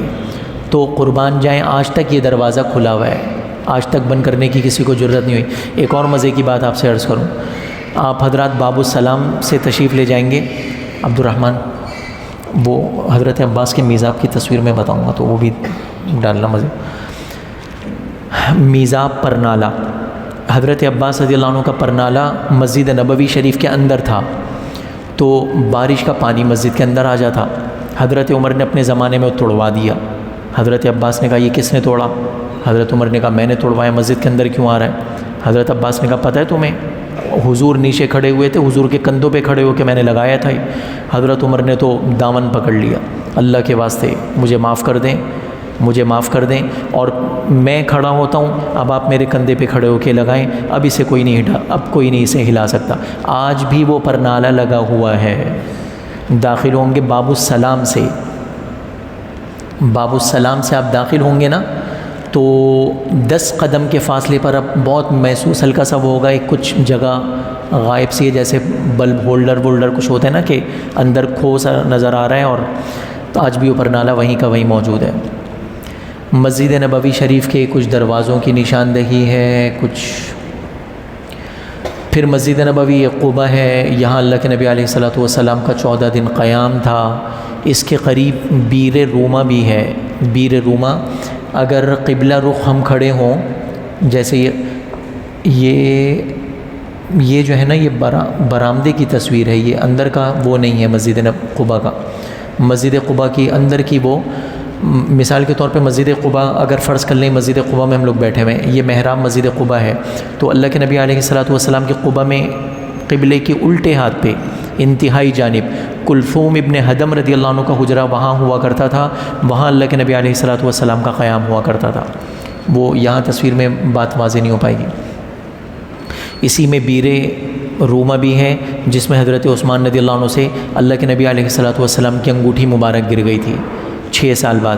حضرت عثمان رضی اللہ عنہ کی خلافت کا زمانہ ہے 12 سال، 6 سال بعد حضرت عثمان رضی اللہ عنہ کے ہاتھ سے انگوٹھی گر گئی تھی۔ بہت کوشش کی آپ نے انگوٹھی مل جائے، لیکن وہ بہرحال مل نہیں سکی۔ اس کے بعد سے پھر فتنے حضرت عثمان رضی اللہ عنہ کے زمانے سے شروع ہوئے کہ جو آج تک تھمنے کا نام لے رہے۔ اس سے پتہ لگا تب صالحین کے تبرکات قابل قدر چیز ہوا کرتے ہیں، قابل قدر چیز ہوا کرتی ہیں۔ اللہ کے نبی نے حلق کروایا، ابو طلحہ انصاری رضی اللہ عنہ کو بال سارے دے دیے، فرمایا لوگوں میں تقسیم کر دو۔ بہرحال بزرگوں کی اس قسم کی جو چیزیں ہوتی ہیں، حضرت معاویہ رضی اللہ عنہ نے اپنے پاس حضور کے بال رکھے ہوئے تھے کہ میرے کفن اور اس کے بیچ میں بہت ساری روایتیں۔ حضرت انس رضی اللہ عنہ کی والدہ ام سلیم رضی اللہ عنہ نے اللہ کے نبی کا پسینہ جمع کر لیا تھا، اور حضور کے پسینے سے ایسی خوشبو آتی تھی کہ جو حضور کے اپنی خوشبو ہوتی تھی، دنیا کے کسی عطر میں ایسی خوشبو نہیں۔ اور اپنے بیٹے حضرت انس کو شیشی میں دے دیا تھا کہ جب میں مروں تو میرے کفن پہ چھڑک دینا۔ جب انتقال ہوا لوگ بے ہوش ہو گئے روتے روتے، حضور کی خوشبو اس وقت بھی ام سلیم رضی اللہ عنہ کے جنازے سے وہ خوشبو لوگوں کو تازہ ہو گئی جو اللہ کے نبی کے اوپر سے سونگا کرتے تھے۔ جہاں سے گزر جاتے تھے وہ جگہ شام تک خبر دیا کرتی تھی کہ صبح حضور یہاں سے گزر کے گئے ہیں۔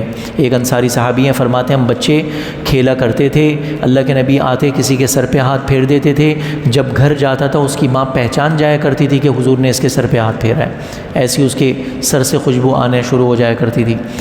بہرحال مسجد فتح، مسجد خندق کے نام سے ہے مشہور۔ خندق کسی کو کہیں گے پیدل کا راستہ ہے، مسجد غمامہ سے اگر آپ حضرات نکلیں تو پیدل کا راستہ ہے، مسجد بلال آئے گی قریب میں، مسجد بلال سے تھوڑا سا اور آگے مسجد خندق آ جائے گی۔ خندق کا موقع ہے، یہ خندق میں مساجد سبعہ کہلاتی ہیں، 7 مساجد ابھی بھی ہیں، ایسی چھوٹی چھوٹی مسجدیں، چھوٹی چھوٹی مسجدیں۔ مسجد خندق بہت بڑی، اس مسجد سے بڑی مسجد ہے خندق۔ 3 مسجدوں کو انہوں نے غالباً یہ 2 مسجدوں کو کر کے انہوں نے ایک بڑی مسجد بنا دی۔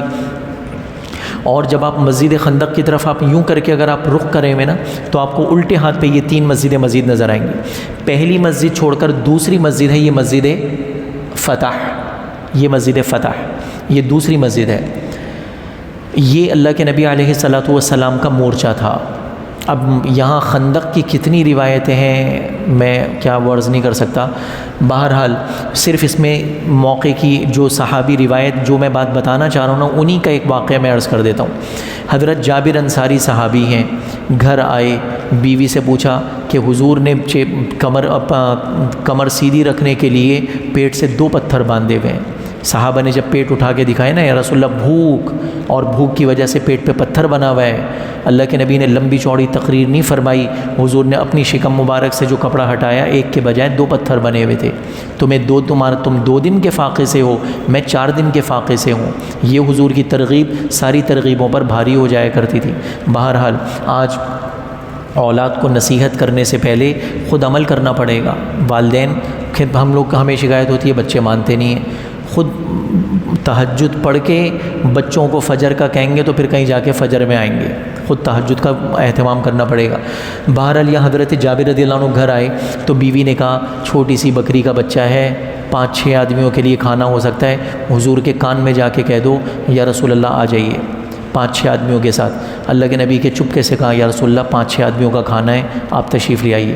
آپ نے فرمایا اچھا اچھا، آپ ایک دم کھڑے ہو گئے، حی ہلم بکم ان جابرا قد صنع لکم طعاما، چلو بھائی چلو، خوشخبری، جابر نے تم سب کی دعوت کر رکھی ہے۔ 5-6 آدمیوں کا کھانا تھا، 30,000 مہمانوں کو اللہ کے نبی ان کے گھر پہ لے کر آ گئے۔ اب یہ دوڑے دوڑے ہانپتے کانپتے گئے، حضور نے تو سب کو اعلان کر دیا۔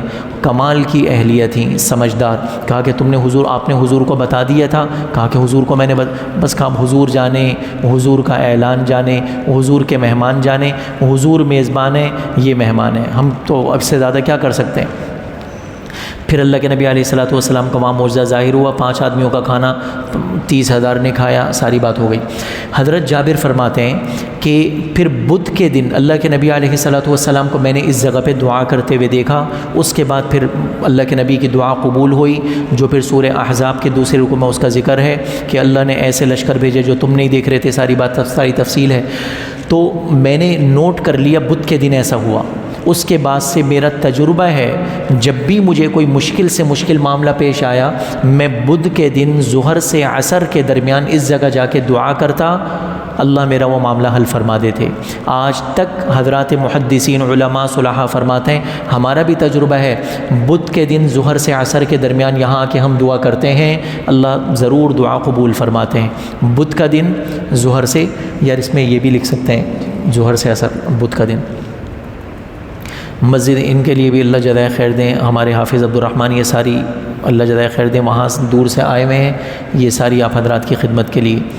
مسجد قبلتین، کچھ سال پہلے تک مسجد قبلتین ایسی تھی کہ اس کا ایک محراب یہ تھا جو اصل ہونا چاہیے، اور ایک محراب پیچھے کی طرف بھی تھا، ہماری پاکستانی قوم کو اللہ جزائے خیر دے، بس اللہ ہی جزائے خیر دے، اللہ کے علاوہ کوئی دے بھی نہیں سکتا۔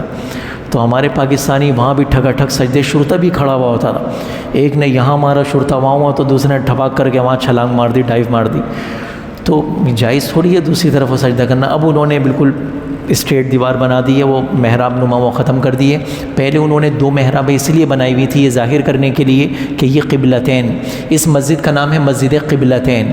ہوا یہ اللہ کے نبی علیہ الصلوۃ والسلام کچھ بنو سلمہ کے کسی معاملے کے تصفیے کے لیے تشریف لائے ہوئے تھے. ظہر کی نماز، فجر کی نماز آپ نے بہرحال کوئی نماز اللہ کے نبی علیہ الصلوۃ والسلام نے اس طرف، اب فرض کر لیتے ہیں بیت المقدس اس طرف ہے، اس طرف اللہ کے نبی علیہ الصلوۃ والسلام نے کھڑے ہو کے امامت کرائی، اور یہ والی ہماری مسجد کی آخری صف حضور کی پہلی صف ہے. 2 رکعتیں آپ نے پڑھا دی تھیں، ظہر کی نماز 2 رکعتیں آپ نے پڑھا دی تھیں. 2 رکعتوں کے درمیان میں آیت نازل ہو گئیں، فَوَلِّ وَجْهَكَ شَطْرَ الْمَسْجِدِ الْحَرَامِ، اپنا رخ بیت اللہ کی طرف کر لیجئے. اللہ کے نبی نے وہیں کھڑے کھڑے بلند آواز سے یہ آیت تلاوت کی کہ سب نے اپنا رخ بیت اللہ کی طرف کر دیا. اب یوں کر کے جو نمازی نماز پڑھ رہے ہیں سب یوں کر کے کھڑے ہو گئے، اب سب نمازی یہاں ہو گئے اور حضور سب سے پیچھے ہو گئے. پھر اللہ کے نبی علیہ الصلوۃ والسلام، حدیث میں آتا ہے، حضرت جابری کی روایت ہے، صفے چیرتے ہوئے اللہ کے نبی آئے اور یہ آخری صف تھی، آخری صف کے آگے آ کے آپ حضور کھڑے ہو گئے. تو ایک ہی نماز کی 2 رکعتیں بیت المقدس کی طرف ہوئیں اور 2 رکعتیں بیت اللہ کی شریف کی طرف ہوئیں. اس لیے اسے مسجد قبلتین کہا جاتا ہے. مسجد جمعہ ہے جو قباء اور مسجد نبوی شریف کے درمیان میں ہے، یہاں پہلا جمعہ ہوا. اور مسجد غمامہ اور مسجد اجابہ اس کو کہا جاتا ہے. یہ باب السلام سے اگر آپ حضرات نکلیں گے نا، شارع سلام، باب السلام سے اگر آپ نکلیں گے تو الٹے ہاتھ پہ قریب میں 2-3 مسجدیں نظر آئیں گی. ان میں سے ایک سب سے نسبتاً بڑی مسجد 5-6 گنبد والی یہ مسجد غمامہ ہے. یہ اللہ کے نبی علیہ الصلوۃ والسلام کے زمانے کی عیدگاہ تھی. عید کی نماز حضور یہاں کے پڑھا کرتے تھے. حضرت نجاشی رضی اللہ عنہ کا غائبانہ نماز جنازہ اللہ کے نبی علیہ الصلوۃ والسلام نے یہاں پڑھا. سلمہ ابن اکوع رضی اللہ عنہ ایک صحابی ہیں، وہ فرماتے ہیں کہ حضور علیہ الصلوۃ والسلام کے سامنے ظاہر کر دیا گیا تھا نجاشی کا جنازہ، اس لیے اللہ کے نبی نے پڑھا، ورنہ غائبانہ نماز جنازہ احناف کے نزدیک جائز نہیں ہے. اللہ کے نبی علیہ السلام کی خصوصیت تھی، اگر جائز اگر احناف بہرحال. تو یہاں اللہ کے نبی نے حضرت نجاشی کا جنازہ بھی پڑھا. اور غمامہ کہا جاتا ہے بارش والے ابر کو کہا جاتا ہے، ابر بارش والے بادلوں کو. ایک صحابی آئے مسجد نبوی میں، اللہ کے نبی جمعہ پڑھا رہے تھے، خطبے کے درمیان کھڑے ہو گئے، یا رسول اللہ ہلکت الاموال، یا رسول اللہ مویشی ہلاک ہو رہے ہیں اور تھن سوکھ گئے ہیں، اونٹ یہ ہو گیا یہ ہو گیا یہ ہو گیا یہ ہو گیا، یا رسول اللہ بارش نہیں. آپ نے فرمایا ٹھیک ہے، اس وقت اس دن وہاں نکلیں گے. ممبر کا آپ نے حکم دیا تو یہاں آپ کا ممبر لگا دیا گیا. اللہ کے نبی علیہ الصلوۃ والسلام نے یہاں استسقاء کی نماز پڑھائی اور آپ نے ایسے کر کے دعا فرمائی. صحابی فرماتے ہیں چلچلاتی ہوئی تپتی ہوئی دھوپ میں ہم گئے تھے، اللہ کے نبی نے ہاتھ نیچے نہیں کیے تھے کہ گہرے بادل جمع ہونا شروع ہوئے اور ایسے برسے، اس لیے اس جگہ کو غمامہ کہا جاتا ہے، یہیں برسنا شروع ہو گئے. اور پھر اللہ کے نبی نے دیکھا جب مسجد، تو پھر جو صحابہ ابھی تک بارش طلب کر رہے تھے دیکھا کہ وہ ایک دم وہ شیڈوں کے نیچے، چھجوں کے نیچے بارش سے بچنے کے لیے، تو آپ مسکرانے لگے. ابھی خدا کے بندے بارش مانگنے کے لیے یہاں تک آئے، اب بارش آ گئی تو اب چھپ رہے ہو. اور اللہ کے نبی نے اپنے جسم اقدس سے چادر بھی آپ نے سرکا لی کہ براہ راست. صحابہ نے کہا یا رسول اللہ آپ نے چادر کیوں سرکائی؟ آپ نے فرمایا کہ میرے رب کی رحمت ہے، میں چاہتا ہوں براہ راست میرے جسم سے لگے. بہرحال یہ ساری یادیں یہ مسجد غمامہ سے متعلق ہیں. یہ بقیع کا قبرستان ہے اور یہ آپ کے لیے گائیڈ قبروں کا وہ ہے. مسجد ذوالحلیفہ، مسجد مدینہ طیبہ، 7 دن کے لگ بھگ یہ سفر ہوا. مدینہ سفر حج جو ہوا اللہ کے نبی علیہ الصلوۃ والسلام کا، تو آپ نے مدینہ طیبہ سے کوچ فرما کے آپ یہ اس مقام پر آپ آ کے ٹھہر گئے. 24 گھنٹے کے قریب آپ نے یہیں قیام فرمایا. 24 گھنٹے کے قریب آپ نے تقریباً ظہر سے لے کر فجر تک آپ نے تقریباً یہیں قیام فرمایا. اس کے بعد پھر آپ فجر کی نماز پڑھ کے تلبیہ احرام باندھ کر پھر آپ یہاں سے روانہ ہوئے. اسے مسجد ذوالحلیفہ کہا جاتا ہے. اس کی علامت یہ، آپ حضرات جب مسجد مدینہ طیبہ تشریف لے جا رہے ہوں گے نا، دور سے آپ کو ایک پتھر میں احرام پہندا ہوا ایک مینار نظر آئے گا. ایسا محسوس ہوگا جیسے کوئی آدمی مینار نے احرام باندھا ہوا ہے. اس کے انہوں نے مینار ایسے بنائے ہوئے ہیں، یہاں وہ مینار نظر نہیں آ رہا. یہ دیکھیں یہ مینار محسوس ہو رہا ہے. یہ مینار ہے نا، دور سے ایسا لگتا ہے یہ احرام باندھا ہوا ہے. اس کا شیڈ خود محسوس کریں گے تو ایسا لگے گا احرام کی طرح دور سے یہ مینار ایسا لگتا ہے کہ احرام باندھا ہوا، یہ دور سے یہ محراب یہ مینار نظر آنے لگے گا، بس اس کے 5-7 منٹ بعد ہی ایک دم مسجد نبوی شریف آپ کے سامنے انشاءاللہ آ جائے گی۔ جبل احد ہے، احد کی قدیم مسجد کسی زمانے میں ہوگی۔ اللہ کے نبی علیہ الصلوۃ والسلام نے اس پہاڑ کے بارے میں فرمایا ھذا جبل یحبنا ونحبہ، اس پہاڑ کو ہم سے محبت ہے اور ہمیں اس سے محبت ہے، اس پہاڑ کو ہم سے محبت ہے اور ہمیں اس سے محبت ہے۔ غزوہ احد میں کتنے صحابہ کے کیسے عجیب و غریب قسم کی قربانی کے واقعات ہیں۔ نمونے کے طور پہ ایک واقعہ عرض کر دیتا ہوں، 20 واقعات ہیں، ایک نمونے کے طور پہ عرض کرتا ہوں، اور یہ واقعے بھی اسی حضرت حاجرہ علیہ السلام سے جوڑیں۔ اور وہ جو بات میں نے عرض کی تھی، آپ حضرات جو تشریف لے کے جا رہے ہیں تو عزائم لے کر جائیں، عزائم لے کر جائیں زندگیاں بدلنے کے۔ بس یا اللہ اب خواہش نہیں، یہ تو بہت چھوٹی چیز ہے، اب تو ہم ضرورتیں بھی تیرے حکم کے آگے قربان کرنا ہے انشاءاللہ۔ وہاں سے یہ چیز بھی ہم لے کر آئیں گے کہ ضرورتیں اپنی چھوڑ دیا کریں گے، بھوکے مر جائیں گے، خلاف سنت کام نہیں کریں گے۔ اللہ کرے اللہ ہمیں یہ عزائم عطا فرمائے۔ ایک صحابی ہیں، قیس ان کا نام ہے، ان کے ایک بیٹے ہیں بشیر، یہ روایت میں اس کا حوالہ بھول گیا، حضرت مولانا یوسف صاحب رحمۃ اللہ علیہ نے حیات الصحابہ میں نقل فرمائی ہے، حیات الصحابہ میں حدیث کی کئی کتابوں کے حوالے سے یہ روایت نقل فرمائی۔ بہرحال حضرت بشیر رضی اللہ عنہ ان کے بیٹے ہیں، اور یہ جو صحابی ہیں قیس، ان کا ایک ہی بیٹا ہے بشیر، اور اس بچے کا، اس بشیر کا باپ، بس یہ ایک ہی باپ ہے۔ ایک باپ ہونے کا مطلب یہ کہ اس بچے کی ماں بھی نہیں ہے، اور چچا تایا بھی نہیں ہے، پھوپھیاں بھی نہیں ہیں، اور خالہ، ماموں، نانی، نانا، دادا، دادی، اوپر نیچے دائیں بائیں بہن بھائی کوئی نہیں ہے اس بشیر کا سوائے اس کے باپ کے۔ اب یہ قیس یہی اپنے بیٹے بشیر کا باپ بھی ہے، یہی اس کی ماں بھی ہے، یہی اس کا بھائی بھی ہے کھیلنے والا، یہی اس کی بہن بھی ہے کچھ ہلکی پھلکی اس کی خدمت کرنے والی، یہی خالہ بھی ہے، یہی پھوپھی بھی ہے، سب کچھ یہی ہے اس بشیر کی۔ اب جب احد کا جب معاملہ ہوا تو یہ حضرت قیس اللہ کے نبی کی خدمت میں آ گئے، یا رسول اللہ مجھے بھی ساتھ لے کے چلیں۔ اللہ کے نبی نے خدشہ ظاہر کیا، اگر تمہیں کچھ ہو گیا تو تمہارے بعد تمہارا ایک ہی تو تمہارا بچہ، اس کے لیے تم ہی تو ہو اور کون ہے۔ اب ذرا صحابی کا جواب سنیں، یا رسول اللہ مجھے تو اللہ کے راستے میں مٹنے کے لیے آپ قبول فرما لیجئے، باقی بشیر کا کیا ہے، مدینہ کے بچوں کے ساتھ کھیلتے کھیلتے ایک دن یہ بھی بڑا ہو جائے گا، ایک دن یہ بھی مدینہ کے بچوں کے ساتھ کھیلتا کھیلتا بڑا ہو جائے گا۔ پھر وہی ہوا، شہید ہو گئے، حضرت قیس شہید ہو گئے۔ نبی صرف ایمانی اعتبار سے کامل نہیں ہوتا، دنیاوی اعتبار سے بھی نبی سے زیادہ طاقتور کوئی نہیں ہو سکتا، نبی سے زیادہ ذہین کوئی نہیں ہو سکتا، نبی سے زیادہ سمجھدار کوئی نہیں ہو سکتا، نبی سے زیادہ قوت برداشت والا بھی کوئی نہیں ہو سکتا، قوت برداشت والا۔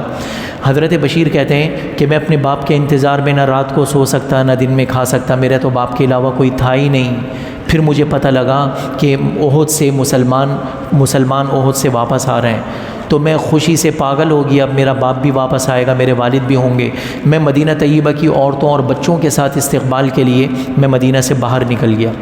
اب میں قافلے میں داخل ہوا، سامنے سے داخل ہوا، پیچھے تک اپنے والد کو تلاش کرتا ہوا نکل گیا، مجھے میرے والد نظر نہیں آئے۔ دائیں سے داخل ہوتا، بائیں تک دوڑ گیا، مجھے میرے والد نظر نہ آئے۔ میں پریشان ہو کے اللہ کے نبی کی خدمت میں گیا، حضور کی میں نے اونٹنی کی نکیل پکڑ کے کہا این ابی یا رسول اللہ، ما صنع بی ابی یا رسول اللہ، یا رسول اللہ میرے والد مجھے نظر نہیں آ رہے، میرے ابا کہاں، میرے ابا کا کیا بنا؟ فاعرض عنی وبکا۔ صحابی کہہ رہے ہیں اللہ کے نبی برداشت نہیں کر سکے، آنسو روک نہیں سکے، اللہ کے نبی نے چہرہ یوں کر کے پھیر لیا۔ میں پلٹ کے وہاں سے آیا، اللہ کے نبی نے یوں کر کے چہرہ پھیر لیا، 3 مرتبہ اللہ کے نبی نے چہرہ پھیرا، پھر صحابہ سے اشارہ کیا تو صحابہ نے مجھے گود میں لے کے اللہ کے نبی کے سامنے اونٹنی پر بٹھا دیا۔ حضور نے اپنے سینے سے مجھے لگایا اور آپ نے فرمایا بشیر آج کے بعد سے اگرچہ تیرا باپ نہیں رہا، لیکن کیا تو اس پہ راضی نہیں کہ آج کے بعد سے محمد تیرا باپ ہو اور عائشہ تیری ماں ہو؟ اللہ نے ایک باپ لیا تو اس کے بدلے تجھے اس سے اچھا باپ بھی دیا اور تجھے ماں بھی اللہ نے دے دی۔ آج کے بعد سے محمد تیر اللہ کان اللہ شاکرن علیما، آدمی قربانی دے اللہ کے لیے دے۔ ہماری خاطر کوئی بڑی کوئی قربانی دے تو آدمی کیسا نچھاور ہو جاتا ہے۔ فلانا مجھ سے جان مانگے، میری جان حاضر ہے، میں گھر سے باہر نہیں نکل سکتا تھا، قرضوں تلے دبا ہوا تھا، فلانے نے میرے قرضے چکائے، فلانے نے میری بچی کی شادی کا انتظام کیا، فلانے نے ایسا کیا، فلانے نے سب کچھ آدمی تو اللہ کے لیے کوئی آدمی اپنی ضرورت قربان کرے۔ کتنے ایسے صحابہ کے واقعات ہیں، رات کو بچوں کو بھوکا سلا دیا ابو طلحہ انصاری رضی اللہ عنہ نے، اور سب ہم نے فضائل حکایات صحابہ میں پڑھے ہوئے، صبح اٹھ کے اللہ کے نبی کی خدمت میں آ رہے ہیں، حضور کو بتا بھی نہیں رہے آپ کے مہمان کے ہم نے ایسی شاندار اکرام کیا، لیکن آسمان سے اللہ ان کی قبولیت والی مہمانی کا ذکر کر دیا کرتے تھے۔ یؤثرون علی انفسہم ولو کان بہم خصاصہ، خود بھی میاں بیوی بھوکے تھے، ہمیں معلوم تھا، لیکن خود بھوکے سوئے ہیں اور آپ کے مہمان کو انہوں نے کھانا کھلایا ہے۔ اللہ کی قسم صرف نمونے کا یہ ایک واقعہ عرض کیا، ورنہ بھرے ہوئے ہیں واقعات۔ یہ اس میدان احد میں کیا کچھ صحابہ نے داستان رقم نہیں کی، قربانی کی۔ اور میں معذرت کے ساتھ آج یہ فلمیں دیکھنا میں سمجھتا ہوں زیادہ نقصان دہ چیز نہیں ہے، یہ غیر الٹے سیدھے دینی اسکالروں کو سننے کے بجائے۔ اوقات کیا ہے، نہ ان کو ہگنے کی تمیز ان بدبختوں کو، نہ پیشاب کرنے کی ان کو تمیز، اور بھونک رہے ہیں حضرات صحابہ اکرام کے اوپر۔ انجینئر مرزا ہو گیا، فلانا ہو گیا، ڈھماکہ ہو گیا، بھونک رہے ہیں حضرات صحابہ اکرام کے اوپر، کتے سے بدتر ہیں۔ اتنے عظیم شخصیتوں پر خدا کی قسم اتنا سا رتی برابر کسی بھی صحابی جس نے ایک نگاہ، آج حکیم اختر صاحب رحمۃ اللہ علیہ، حاجی عبدالوہاب صاحب رحمۃ اللہ علیہ، یہ شخصیت 1400 سال بعد کی پیدا ہوئی ہوئی شخصیتیں ہیں۔ ان کے غلاموں کے، حضور کے غلاموں کے 150-200 غلاموں کے بعد پیدا ہونے والے یہ لوگ ہیں۔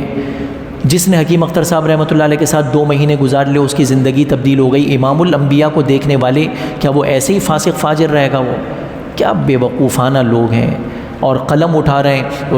حضرت عثمان میں اقربہ پروری تھی، مغیرہ ابن شعبہ نے یہ غلطی کی، تمہیں جج کس نے بنایا ہے؟ اپنی شکل دیکھو، اپنی اوقات دیکھو۔ جج بن کے تم کھڑے ہوئے ہو کہ اس میں تم فیصلے کر رہے ہو کہ ان میں یہ غلطی، ان میں یہ غلطی۔ اللہ جن کا فیصلہ کر کے چلے گئے، یوم لا یخزی اللہ النبی والذین آمنوا معہ، قیامت کا وہ دن ہوگا جس دن نہ اپنے نبی کو میں رسوا ہونے دوں گا، نہ اس کے صحابہ کو میں رسوا ہونے دوں گا۔ وہ اللہ نے تو یہ فرما دیا کہ اللہ نے ان کے دلوں کو دیکھا، وَلَكِنْ حَبَّبَ إِلَيْكُمُ الْإِيمَانَ وَزَيَّنَهُ فِي قُلُوبِكُمْ، ہم نے تمہارے دلوں کو دیکھ کر یہ فیصلہ کیا۔ اور کتنے صحابہ کے فضائل ہیں۔ تو اس لیے اللہ کا واسطہ ایمان کی حفاظت کرنی چاہیے۔ آدمی پتہ نہیں اس قسم کے اتنی سی خدا نخواستہ کسی ادنا سے صحابی کی بھی کوئی کمی لے کر چلے گئے نا، تو خیر نہیں ہے، خدا کی قسم قبر میں خیر نہیں ہے۔ حشر کے میدان میں کس منہ سے، سڑے ہوئے منہ سے جائیں گے حضور کے پاس پانی پینے؟ حضرت معاویہ بھی تو وہیں کھڑے ہوئے ہوں گے، حضرت عثمان بھی تو وہیں کھڑے ہوئے ہوں گے، کس منہ سے جائیں گے ان کو بائی پاس کرتے ہوئے، یا رسول اللہ پانی پلا دیں؟ سب کچھ انہوں نے قربان کر دیا۔ حیات الصحابہ حضرت مولانا یوسف صاحب رحمۃ اللہ علیہ کی کتاب، مطالعہ کرنے کی کتاب ہے، صحابہ کی زندگی ہمیں پتہ تو لگے۔ بہرحال ابھی موقع نہیں ہے تو ساری کچھ باتیں اب یہ چیزیں کچھ وہ مقامات حج سے متعلق، اب یہ کچھ معلوماتی چیزیں ہیں۔ یہ مسجد خیف آ گئی، جو بعض حضرات فرماتے ہیں کہ 70 انبیاء علیہ السلام کی اس کے احاطے میں قبریں ہیں۔ یہ پوری مینا کی حدود یہ ایسے بورڈوں سے گھری ہوئی ہے، یہ لکھا ہوا ہے مینا اسٹارٹ وغیرہ نشانی بتائی ہوئی ہے، اور یہ نہایا مینا یہ بورڈ لگایا ہوا ہے۔ یہ مینا کی انتہائی حدود ہیں اور یہ مینا کی ابتدائی حدود ہیں۔ مینا کی ابتدائی حدود کے بورڈ لگے ہوئے جب آپ مکہ مکرمہ سے مینا میں داخل ہوئے، اور پھر جہاں مینا ختم ہو رہا ہے تو وہاں یہ نہیں ہے۔ مسجد عقبہ آ گئی، اب اس میں کیا عرض کیا جائے، بس آپ یہ اس سے جائیں گے نا سرنگ سے، اگر مکہ مکرمہ سے مینا، تو جیسے ہی سرنگ ختم ہو گئی نا، اس کے بعد 500-600 قدم کے فاصلے پر یہ مسجد عقبہ آ جائے گی۔ یہ مسجد عقبہ یہ وہ گھاٹی ہے جہاں بیعت عقبہ ہوئی، جو بنیاد پڑی۔ مسجد عقبہ کے حوالے سے ایک ضروری بات، بس میں صرف وہ واقعات عرض کر رہا ہوں جس کے بعد مجھے پھر کوئی آگے آپ حضرات کے سفر سے متعلق کوئی کارآمد بات عرض کرنی ہے۔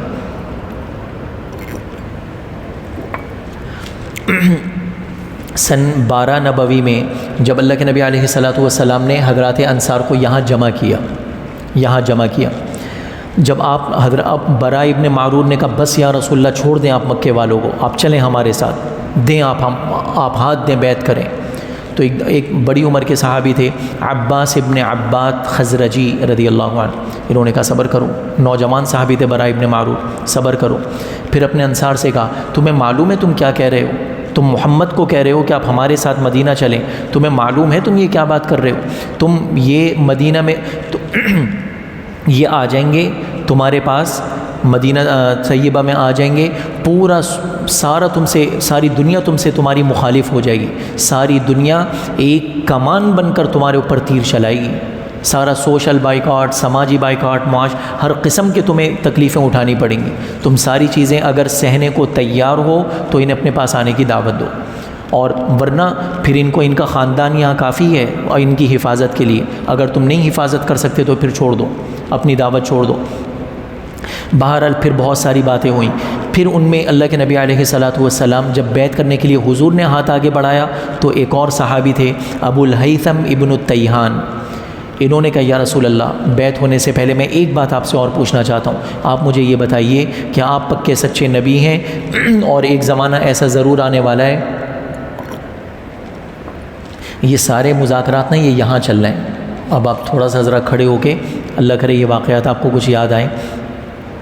ابو الہیثم اب حضور ہاتھ پھیلائے، حضرت ابو الہیثم ابن تیہان کیا کہہ رہے ہیں؟ کل یقیناً آپ کو غالب ہونا ہے، کل آپ غالب آ کے ایسا تو نہیں کہ آپ ہمیں چھوڑ کے ہم ساری دنیا کو آپ کی خاطر چھوڑیں پھر آپ مکہ مکرمہ اپنے آبائی وطن میں آ جائیں۔ آپ نے فرمایا نہیں، الہدم الہدم، الدم الدم، اسالم من سالمتم واحارب من حاربتم، آج کے بعد تمہارا خون میرا خون، تمہارا دوست میرا دوست، تمہارا دوست میرا دوست، تمہارا دشمن میرا دشمن ہے۔ اور پھر اس کے بعد اب آپ نے حضرات انصار کی کیا کچھ آپ نے فضائل بیان نہیں فرمائے اہل مدینہ کے، الناس شعار والانصار شعار والناس دثار، انصار میرے قرب اور محبت میں میرے جسم سے لگے ہوئے کپڑے کی مانند ہیں، اور ساری دنیا کے انسان اوپر کے کپڑے کی مانند ہیں۔ لو سلک الناس فی واد وسلکت الانصار فی واد لسلکت شعب الانصار ووادیہا، ساری دنیا ایک رخ پہ جاری ہو، اہل مدینہ مدینہ کے انصار دوسرے رخ پہ جا رہے ہوں، ساری دنیا کو میں ان کی خاطر چھوڑ کر ان کے ساتھ میں چلوں۔ لولا الہجرہ لکنت امرأ من الانصار، اگر ہجرت مقدر نہ ہوتی تو میں بھی مدینہ کا ہی باشندہ ہوتا۔ بہت ساری روایتیں ہیں۔ تو حضور نے اس موقع پر یہ فرمایا، حضور کو اتنی محبت تھی مدینہ سے، اتنی محبت تھی، حضرت انس فرماتے ہیں کبھی ہم حضور کے ساتھ سفر پہ ہوتے، دور سے مدینہ کے در و دیوار اور پہاڑ نظر آنے لگتے تو اللہ کے نبی اونٹنی کو ایڑ لگا دیتے، اونٹنی دوڑانا شروع کر دیتے حضور، اور آپ تیز دوڑاتے ہوئے مدینہ طیبہ میں داخل ہوتے، ایسی آپ کی محبت و رفتگی کا سا ایک انداز ہوتا۔ اللہ کے نبی کو بہت زیادہ محبت تھی مدینہ طیبہ سے۔ یہاں دہی والا واقعہ سن لیں، وقت معذرت چاہتا ہوں آپ حضرات کا بہت زیادہ ہو گیا، بس اللہ کرے جلدی جلدی سے سمٹ جائے۔ مدینہ یہ خاص طور پہ خواتین سے گزارش ہے، خواتین سے خاص طور پہ گزارش ہے، کھانے پکانے کا ڈپارٹمنٹ انہیں کا ہوتا ہے نا، تو اب وہاں اگر کوئی بنگلہ دیشی بھی ہے، کوئی پاکستانی بھی ہے تو بھائی وہ مدینہ میں رہ رہے ہیں، بھائی بس مدنی سمجھو اسے، اور کچھ کہنے کی اللہ کا واسطہ کوئی ضرورت نہیں ہے، اس میں دھنیا زیادہ ہو گیا، پودینہ زیادہ ہو گیا، مرچ زیادہ ہے، کالا مسالہ، لال مسالہ، فلانا، یہ چیز یہ ابایا تو ہمارے پاکستان میں سے اچھا ملتا ہے، بھائی اگر آپ کو خریدنا ہے تو خرید لیں، نہیں خریدنا تو اللہ کے واسطے تبصرے تو نہ کریں، تبصرے تو یہ چیز ہمارے یہاں کی زیادہ اچھی، آپ حضور کے شہر کی چیز کو آپ نیچے کر رہی ہیں، ہم نیچے کر رہے ہیں، تو اس لیے ایسا نہ کیا جائے۔ ایک بزرگ نے دہی، یہ واقعہ حضرت حاجی حکیم الامت تھانوی رحمۃ اللہ علیہ نے ارشاد فرمایا، ابھی قریب میں ایک ویڈیو بھی بہت وائرل ہوئی تھی، حضرت شیخ الاسلام مفتی تقی عثمانی صاحب مدظلم یہ واقعہ بیان فرما رہے ہیں۔ حضرت حکیم الامت تھانوی رحمۃ اللہ علیہ کے حوالے سے، وہ بزرگ، ان بزرگ نے دہی کھائی اور منہ سے یہ نکل گیا مدینہ کی دہی کھٹی ہے۔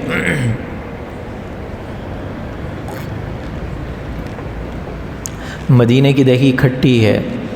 رات اللہ کے نبی علیہ السلام کی زیارت ہو گئی، جہاں میٹھی ملتی ہو وہیں چلے جاؤ، نکل جاؤ ہمارے شہر سے، اتنی اللہ کے نبی، اللہ کا واسطہ دو۔ اس لیے یہ ایک بڑا بیہودہ سا جملہ بولا جاتا ہے کہ کسی کو وہاں سے آیا کوئی گلا خراب ہے، نزلہ کھانسی، ہاں بھائی نزلہ کھانسی، ہاں یار یہ تو یہاں کی سوغات ہے۔ سوغات کس چیز کا نام ہوتا ہے؟ سوغات کس چیز کا نام ہوتا ہے؟ کوئٹہ کی خوبانی، گلگت کے شہتوت، وہاں کی سوغات ہے، مطلب اور کہیں نہیں ملے گی، تو مطلب مدینہ میں ملنے کی یہ چیزیں، گلا خراب ہونا اور فلو اور زکام اور بخار، اور یہ کہ آپ اس کو مدینہ کی ہم سوغات کہہ رہے ہیں؟ کس قسم کی زبان ہم استعمال کر رہے ہیں حضور کے شہر سے؟ حضور کو یہ سننا گوارا نہیں۔ آپ مدینہ طیبہ کی برائی سن سکتے تھے اپنے زمانے میں، اتنی آپ نے اس جگہ کے لیے دعا فرمائی، اتنی آپ نے اس جگہ کے لیے بس بہت کچھ آپ نے فرمایا۔ بہرحال تو اس لیے یہ جملہ بھی اللہ کے واسطے۔ اور اگر کوئی مدینہ طیبہ میں بیمار ہو جائے تو اس کے تو وارے نیارے ہو گئے، اس میں تو قبولیت کا اور اللہ سے قرب اور تعلق کا راکٹ کا انجن لگ گیا، راکٹ کا انجن لگ گیا۔ مدینہ طیبہ کی بیماری کے اتنے فضائل ہیں، مانگے نہیں وہاں کی بیماری۔ ابو ایوب انصاری رضی اللہ عنہ نے تو مدینہ کی بیماری سنی تو حضور سے دعا کروا لی، یا رسول اللہ آپ تو میرے لیے دعا کر دیں، میں ہر وقت بخار میں رہا کروں، ہر وقت میں بخار میں رہا کروں، لیکن میرا بخار مجھے دینی مشاغل سے نہ روکا کرے۔ ساری زندگی بخار رہا کرتا تھا ابو ایوب انصاری میزبان رسول حضرت ابو ایوب انصاری رضی اللہ عنہ کو۔ اور بھی بہرحال تو بس گزارش یہ کہ مدینہ طیبہ مکہ مکرمہ دونوں بہت اہم جگہیں ہیں، تو کسی زمان تبصرے کرنے سے ہم سب تھوڑا سا کوشش فرمائیں۔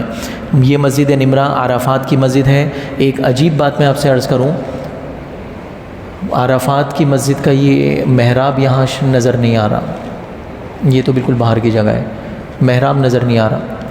یہ فرض کر لیں ہم لوگ جو بیٹھے ہوئے نا، یہ مسجد نمرہ میں بیٹھے ہوئے ہیں، ہم لوگ کہاں بیٹھے ہوئے ہیں؟ عرفات کی مسجد نمرہ میں بیٹھے ہوئے، یہ محراب ہے۔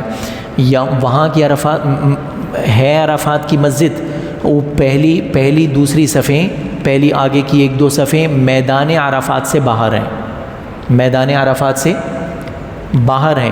اب اگر ایک آدمی بڑے خشوع خضوع سے پہلی صف میں جا کے بیٹھ گیا نا عرفات کی، تو اس کا حج ہی نہیں ہوا اس حضرت کا، وہ عرفات میں داخل ہی نہیں ہوا وہ۔ تو بہرحال اس لیے کہا جا رہا ہے کہ مسجد آپ باہر جائیں گے نا واپسی میں، تو آپ کو نظر آئے گا کہ مسجد وہاں سے شروع ہو گئی اور عرفات کا بورڈ 20 قدم آگے سے چلنا وہ بتا رہا ہے، حدود بتا رہا ہے، عرفات کی حدود بعد میں شروع ہو گئی۔ یہ بدایہ عرفات، نہایہ عرفات، یہ جبل رحمت ہے۔ اس پہاڑ کے دامن میں اللہ کے نبی علیہ السلام، خطبہ حجۃ الوداع جو ہے نا وہ اس پہاڑ کے دامن کا ہے۔ بس اسی تصور سے دیکھ لیں کہ یہاں سارے جو چنندہ شخصیتیں حضرات صحابہ اکرام کی سامنے بکھرے ہوئے تھے، اور امام الانبیاء کھڑے ہوئے تھے، اور بس جو نصیحتیں فرمائی جا رہی تھیں، جو ساری کی ساری چیزیں تھیں۔ مسجد مشعر الحرام ہے، فاذکروا اللہ عند المشعر الحرام۔ مزدلفہ کو اللہ جل شانہ نے مشعر الحرام سے یاد کیا، تو اس لیے انہوں نے اس مسجد کا نام ہی مشعر الحرام رکھ دیا۔ یہ مزدلفہ کی مسجد ہے، یہ مزدلفہ کے وہی بدایہ اور نہایہ، شروع اور آخر، یہ جمرات ہیں۔ اس کی تعارف بھی ہو گیا، اس کا بھی سب تعارف ہو گیا۔ جگہ جگہ اب آج کل میرے خیال سے ایسے بورڈ ہیں، ایسے بھی وہ ممکن ہے، پرانے بورڈ یہ تھے، ممکن ہے یہ بھی لگے ہوئے ہوں، یہ قبلہ ڈائریکشن بتا رہے ہیں، جگہ جگہ بتا رہے ہیں۔ اب تو موبائلوں میں بھی پتہ لگ جائے کہ بہرحال جگہ جگہ بتا رہے ہیں کہ قبلہ کدھر ہے۔ یہ بورڈ اس طرح کے بورڈ ہیں، قریب قریب میں لگے ہوئے ہیں۔ یہ حج کا مسئلہ نہیں ہے، حج میں سارے گیٹوں سے مطاف تک جانے کا وہ ہوتا ہے، یہ عمرے والوں کا ہے، گیٹ نمبر 79 یہاں سے ہی آدمی بس داخل ہو سکتا ہے، بیت اللہ شریف تک پہنچ سکتا ہے، اس کے علاوہ اور کسی گیٹ سے عمرے والے نہیں جا سکتے۔ لیکن حج میں سارے گیٹ کھلے ہوئے ہوتے ہیں۔ گیٹ نمبر 79 یہ باب ملک فہد ہے۔ یہ ایک اہم چیز یہ ہے، یہ دیکھیں، یہ گیٹ نمبر 79 سے آپ داخل ہوئے نا، یہ گیٹ نمبر 79 سے داخل ہوئے مرد اور خواتین، یہ آگے جا کے یہ ایسکیلیٹر اوپر سے نظر آ رہے ہیں اترتے ہوئے، محسوس ہو رہا ہے؟ یہ سیڑھیاں ہیں نا، یہ خودکار سیڑھیاں ہیں، ایسکیلیٹرز ہیں، اس سے نیچے اترے یوں کر کے اور یو ٹرن کر کے پیچھے آ جائیں تو یہ وضو خانہ بنا ہوا ہے۔ اگر کسی کا مطاف میں طواف کے دوران وضو ٹوٹ جائے تو 6-7 ایسے وضو خانے ہیں. مردوں کے لیے بھی جگہ، پیشاب کرنے کی جگہ نہیں ہے، قضائے حاجت نہیں کر سکتا آدمی ادھر، یہ مسجد کا حصہ ہے. صرف یہاں یہ میٹ پڑا ہوا ہے، آگے بس نل 7-8 نل لگے ہوئے ہیں، تو بس یہ صرف وضو کی جگہ ہے. یہ یہاں کوئی دروازہ نہیں ہے، کوئی دروازہ نہیں ہے، بس یہ 6-7 یہ ایسی جگہ ہیں. میں اس لیے عرض کر رہا ہوں کہ یہ مطاف میں وضو ٹوٹ گیا تو بہت زیادہ پریشان ہونے کی ضرورت نہیں ہے. مطاف کے اندر ہی وضو خانہ ہے. وہ باہر نکل کے جو بتایا تھا WC فلانا، تو وہاں تک پہنچنے کی ضرورت نہیں ہے، مطاف کے اندر ہی ہے. یہ 2 قرآن کریم ہے، ایک ہرا قرآن کریم ہے، ایک نیلے رنگ کا قرآن کریم ہے. کیا فرق ہے؟ ہرے رنگ کے قرآن کریم کا یہ چھاپا ہوتا ہے جس میں ہمارے پاکستانی پڑھنا ان کے لیے مشکل ہو جاتی ہے، ٹھیک ہے نا. یہ نیلے رنگ کے قرآن کریم کے اندر کی تصویر ہے، سورہ کہف کی ابتدا ہو رہی ہے. اس چھاپے میں پاکستانی حضرات آسانی سے پڑھ سکتے ہیں. یہ آپ کی اہم کتابیں آ گئیں. یہ فضائل حج حضرت شیخ الحدیث رحمہ اللہ کی آ گئی. یہ مفتی منیر صاحب کی آ گئی. فہم حج سکھروی صاحب کی.